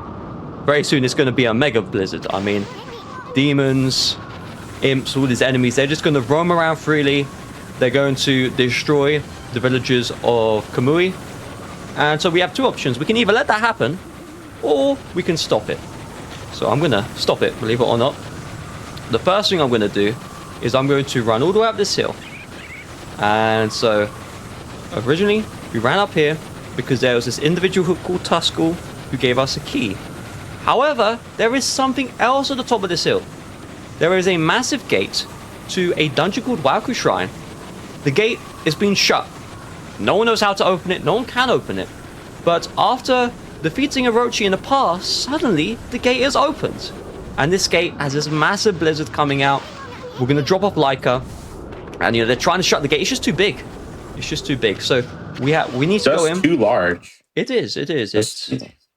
I mean, I wouldn't be able to push that. I don't know about you. I could try and maybe, you know, I'd maybe hurt my hands, but, you know, I'm not moving it. I definitely couldn't. But I gotcha. We are now in the Wauku Shrine. So the big blizzard is coming down, and we're going to go into this dungeon and put a stop to it. At the same time, Laika, she is in Kamui, the Etsufuji area, which is where we were just earlier, and she's doing that spell to try and get the volcano to erupt. So you saw those two cannons, they were shooting at me, boom, boom, boom, and I was just running right past. So the center of that area was ice. The sides were made of snow, and by running on the snow areas, the cannons won't hit you, which is pretty good. We are now going to enter the puzzle. So, if you are a casual player, you might spend a good hour plus on this puzzle. So if you want to see how to solve it, it's nice and simple. But here we go. So we have some weights. We need to balance the scales. With a chuck. Okay, I've never seen that before, but you're going to put the plant on the weight scale. Whoa, wait, would you say that that's never happened before? Correct, that has never happened before. Oh my god, he said the thing. He said the thing. I said it. You couldn't escape it. I really said it. You couldn't escape it. You know what's really crazy as well is in my speedrun Summer Games of 2025, I was doing the Ōkami glitch, and I was clipping into the sunken ship. And I mean, I don't think I've ever in a speedrun I was trying to clip into the ship, and I teleported to like the other side of the map. And typically what happens is if you fail the clip, you just die. And I teleported instead. That was... I tell you, in the marathons, there's always a first in your marathon. Exactly. It's got it crazy. Exactly. But we have completed the puzzle. What I just did is I put those 2 little buds, I bloomed them to grow them, and then I just burned the icicles. That's all we got to do. There is a way to skip this lockjaw. You just can't figure out the puzzle for whatever reason. However, if you skip this lockjaw, you will soft lock the game. Congratulations, your game will crash and it will be game over. Literally game over. I see. So, Oz, if you want to play this game, don't skip the lockjaw. That's my tip of the day. I'll keep it in mind. I downloaded Ōkami HD on Steam like a year ago, and I've played like halfway through the first chapter, and I have not picked it up since. I need to finish it. Speaking of world's first, okay, never mind. So, every speedrun I've ever done in this game, there is a cutscene that plays that's about 10-12 seconds, and I have never been able to skip it before. However, I decided for the fun of it, I'll just YOLO it. I'll try and skip that cutscene. Now, every other runner who, you know, plays Ōkami and gets this part of the game, they will skip that cutscene. I've never learned it. I decided to YOLO it that time, and I pulled it off, so that was pretty good. We are now going to put an end to the blizzard that is causing all these issues. So, I guess you can see this guy first. You will see very soon what on earth's going on here. Okay, alright, very cool. I was trying to hit that enemy with my weapon, and it's just sitting there. Wasn't want to get damaged. I'm going to go into inside cam. The reason why I go to inside cam is I can melt the lever. I can melt the lever without playing a cutscene. Now I have a puzzle to solve. So you see all these faces, and you have to power slash in that specific layout. Now the game developers, they want you to go to the right, and they want you to enter a cave, and in that cave reveals the combination.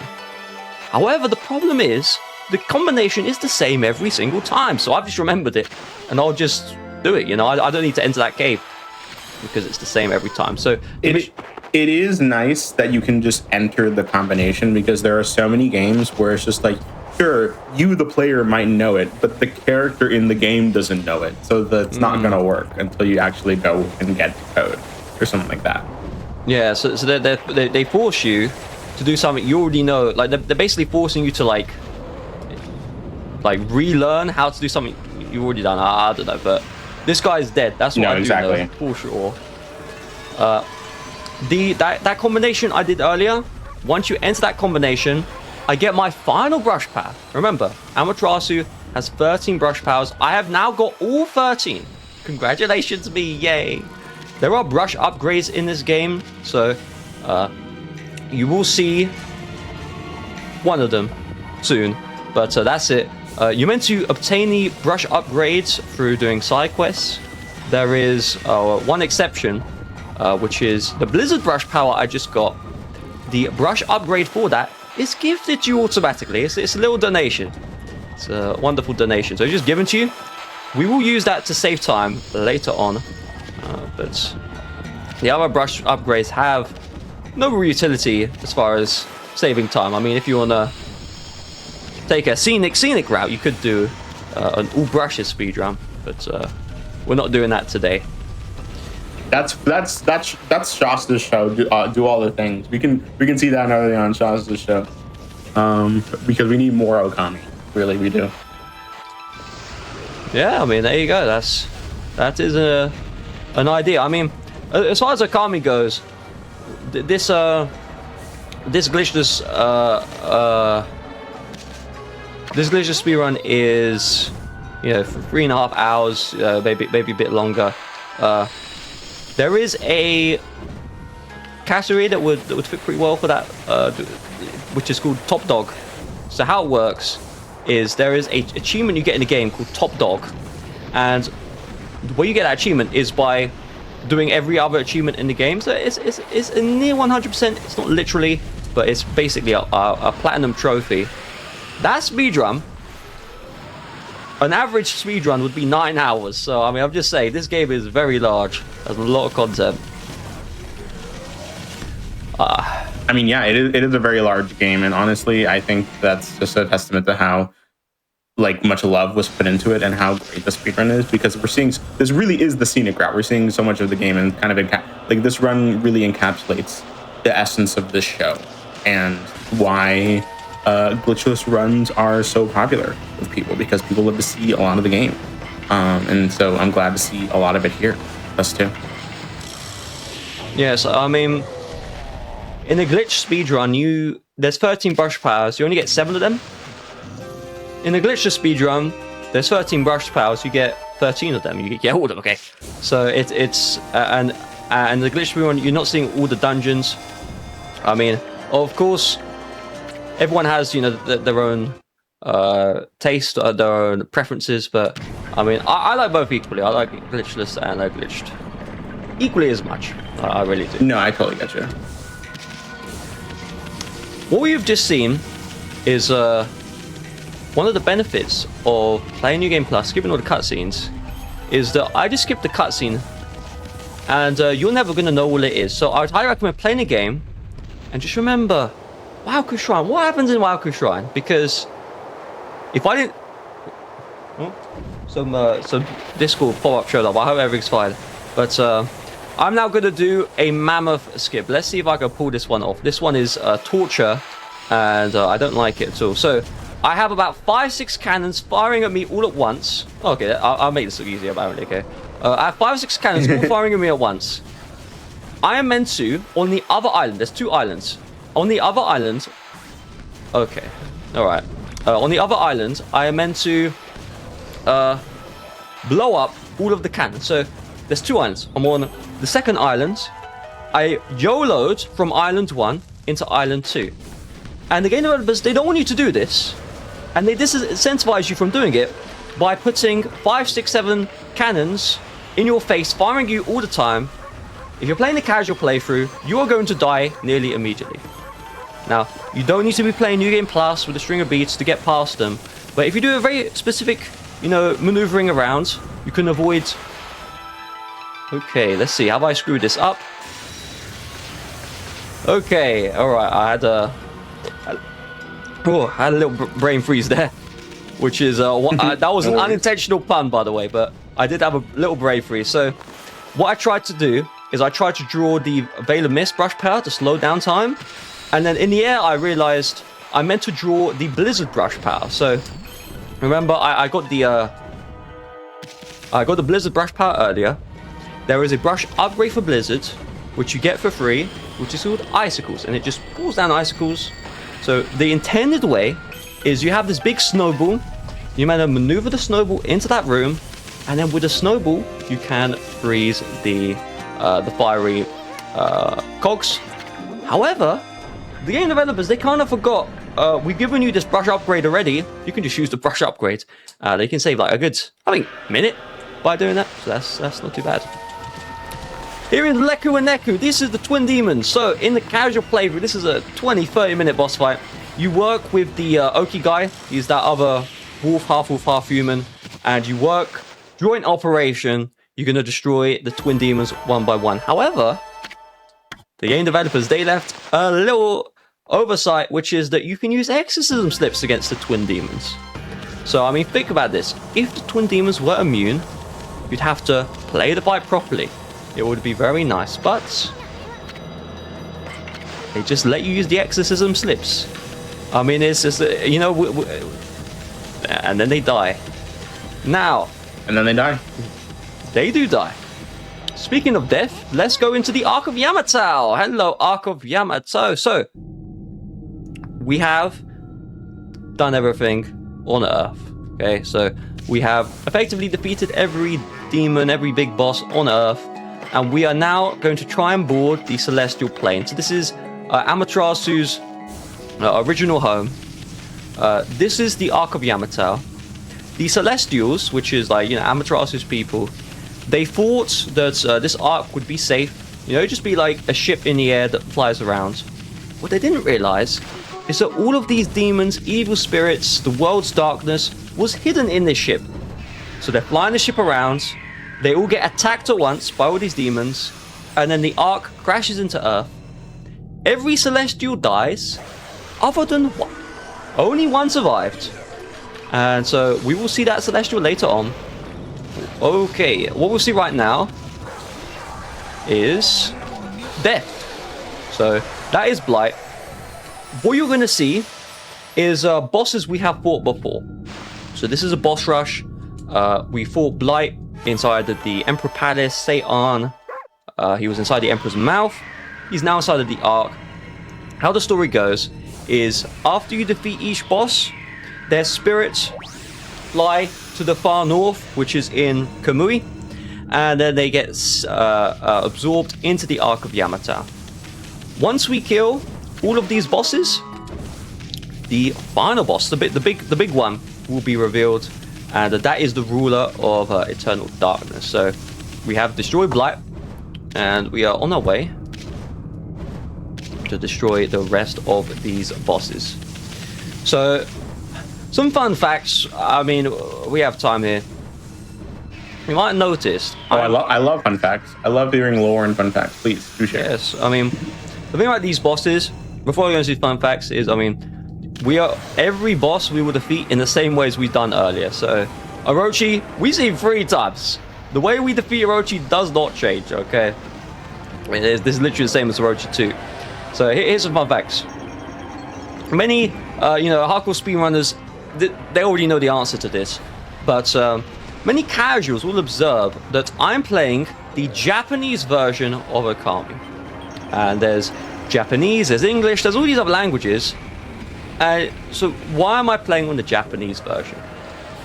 Well, the answer is twofold. So first of all, the menu on the Japanese version, as far as I'm aware, based on the glitch version of the game, this is true. Or when you do the KT glitch, the fan menu actually closes just a little bit faster, nothing too crazy. The second reason, and this is the main reason, is that the text in Japanese scrolls a lot faster than the text in English, and it's a good 1 minute time save. And so that, I mean, even in like the Hana Valley tutorial dungeon, there's like this little section with Susanoo, and you literally lose about 10-15 seconds. That's more like 5. I'm just clickbaiting there, but it's good to like 5-6 seconds just from text scrolling, because English is that much slower. So those 2 factors definitely are big. Now let's take a look at Orochi. Let's see, Orochi's quite a big boss. The bigger they are, the harder they fall. That's what they say. And now Orochi is dead. All good. Bye bye, Orochi. What I find really convenient. Bye bye. is in the story how it works. Orochi is destroying everything, destroying everyone. Everyone's scared of Orochi. But this lady creates some alcohol, and then you just happen to bring that alcohol with you, and then that alcohol can be used to defeat Orochi. But in the Ark of Yamato, there's conveniently slots on the floor, and there's just conveniently alcohol already there. It's just pre-placed there. It's like, magic. Wow. The alcohol just teleported into the Ark, and without it, we wouldn't be able to defeat Orochi.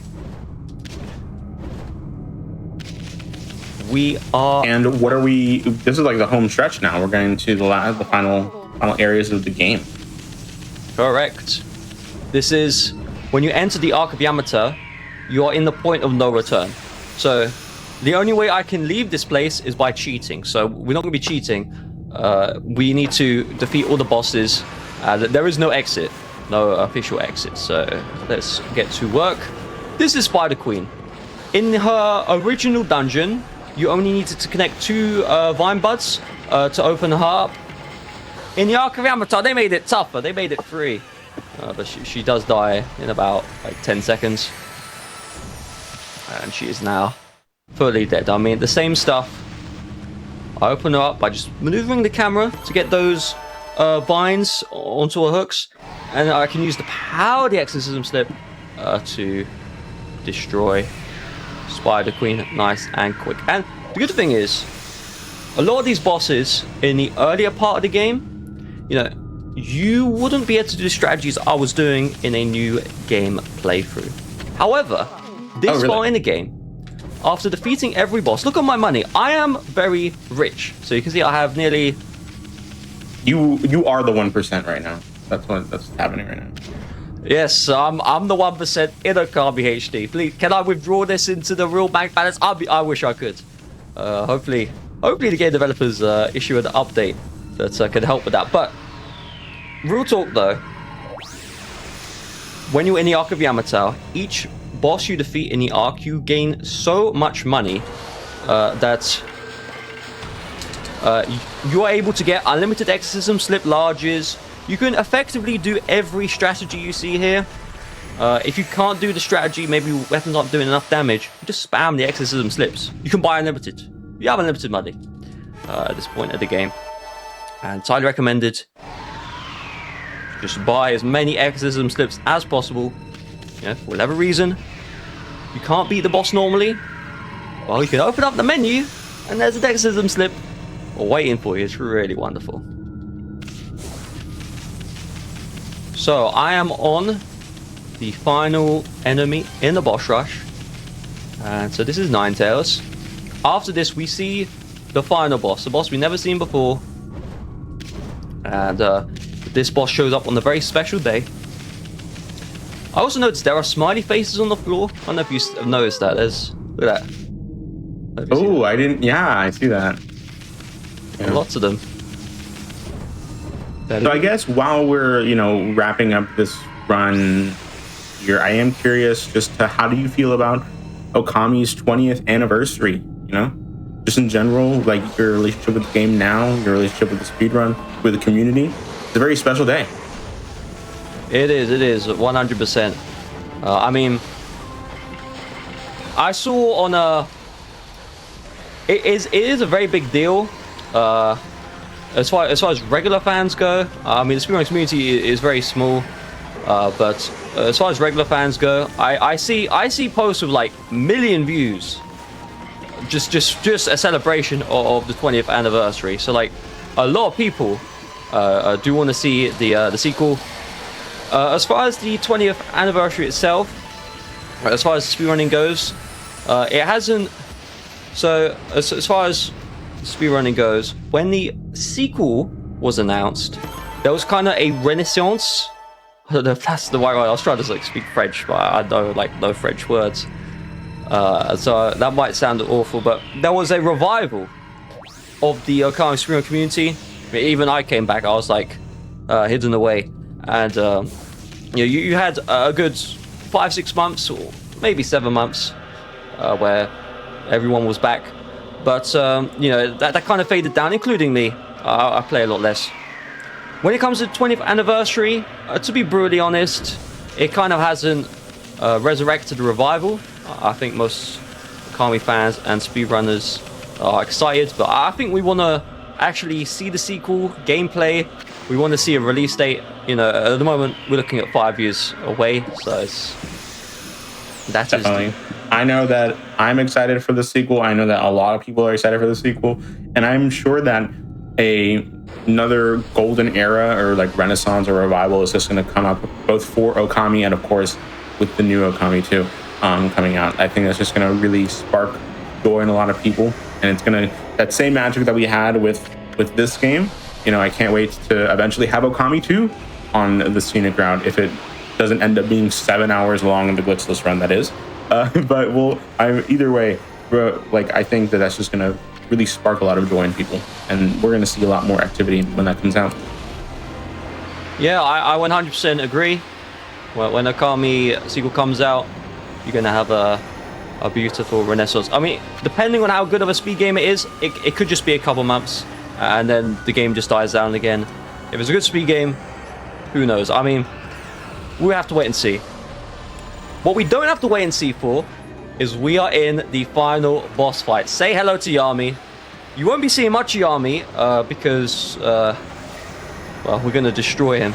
So he is the ruler of darkness, and how things go is that the day of darkness has been upon us. So the sun has effectively been swallowed up and is gone. This has caused Amaterasu to lose all of our power. It's been stolen by Yami. And so the boss fight is we are attacking Yami. And once we do enough damage, we get one brush power back, one by one by one by one. And so you've seen the first phase went by very quickly.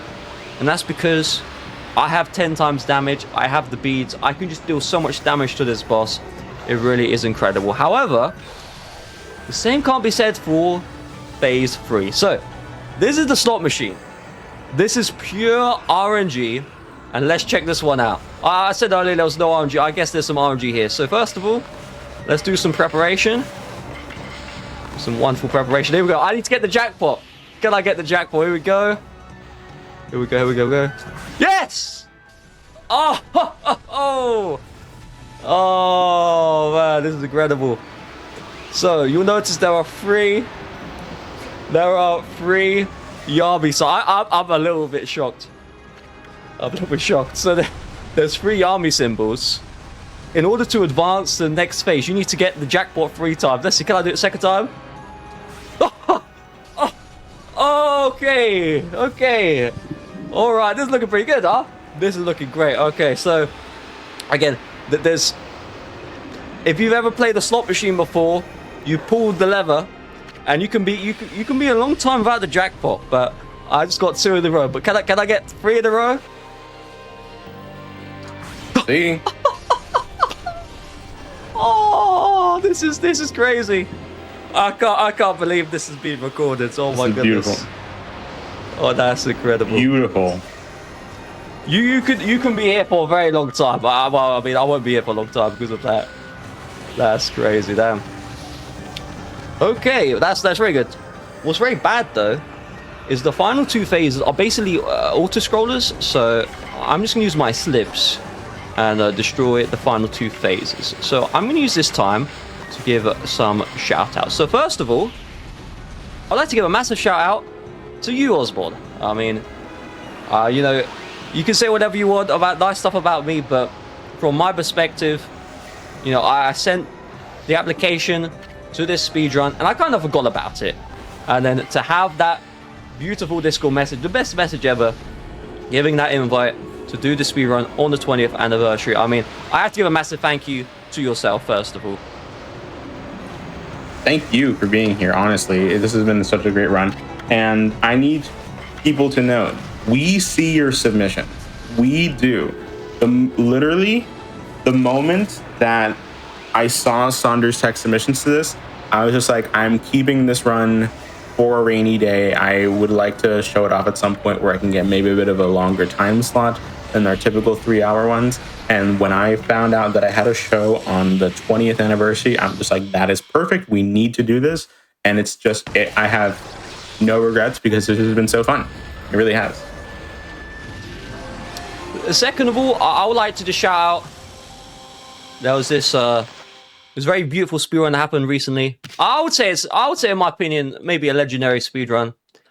So with the RTA, that's time, by the way. Time, we complete the run.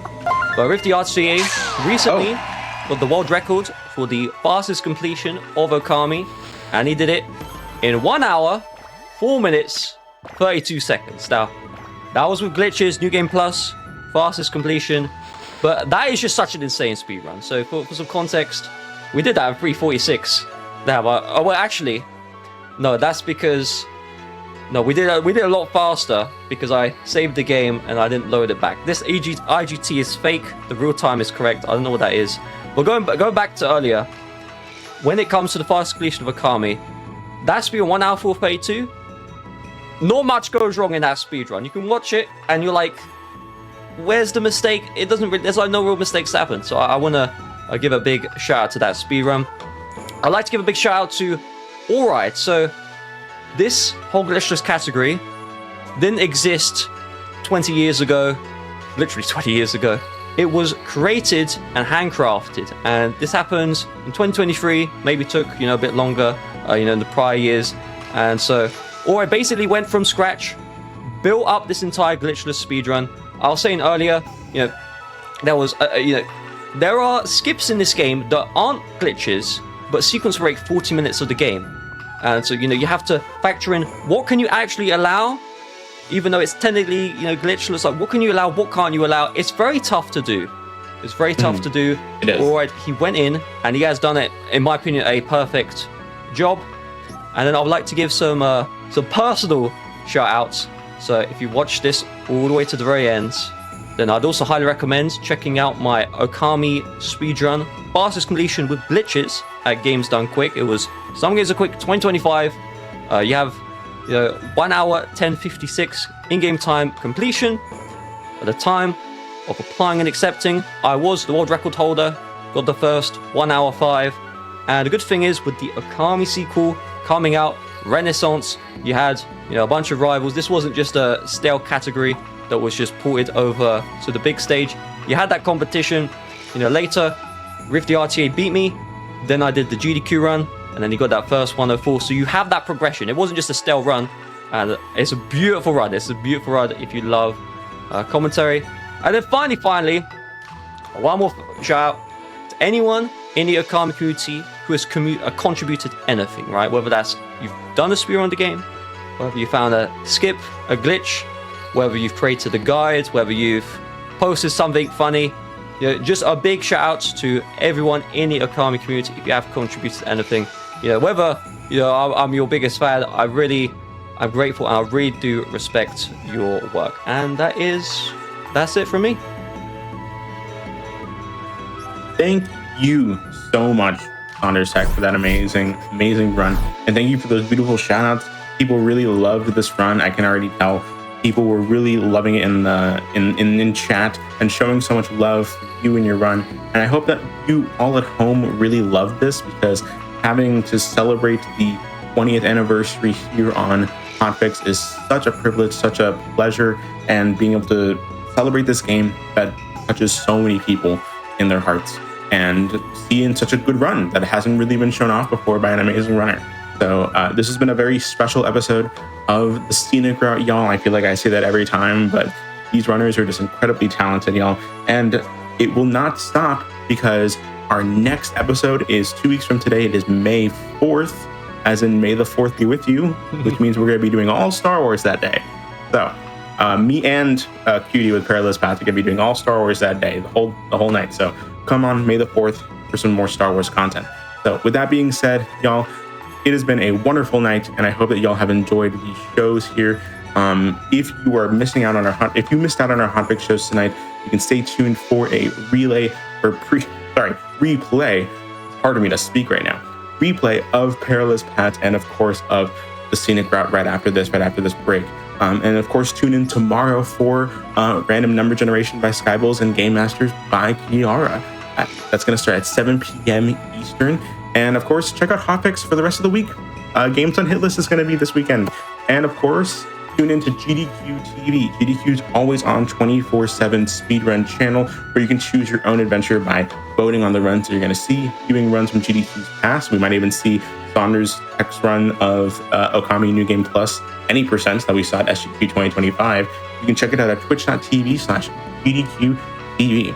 So, with that being said, y'all, I've been Ozmourn. This has been the Scenic Route. I will see you in 2 weeks for some Star Wars. Have a good night, y'all. Bye!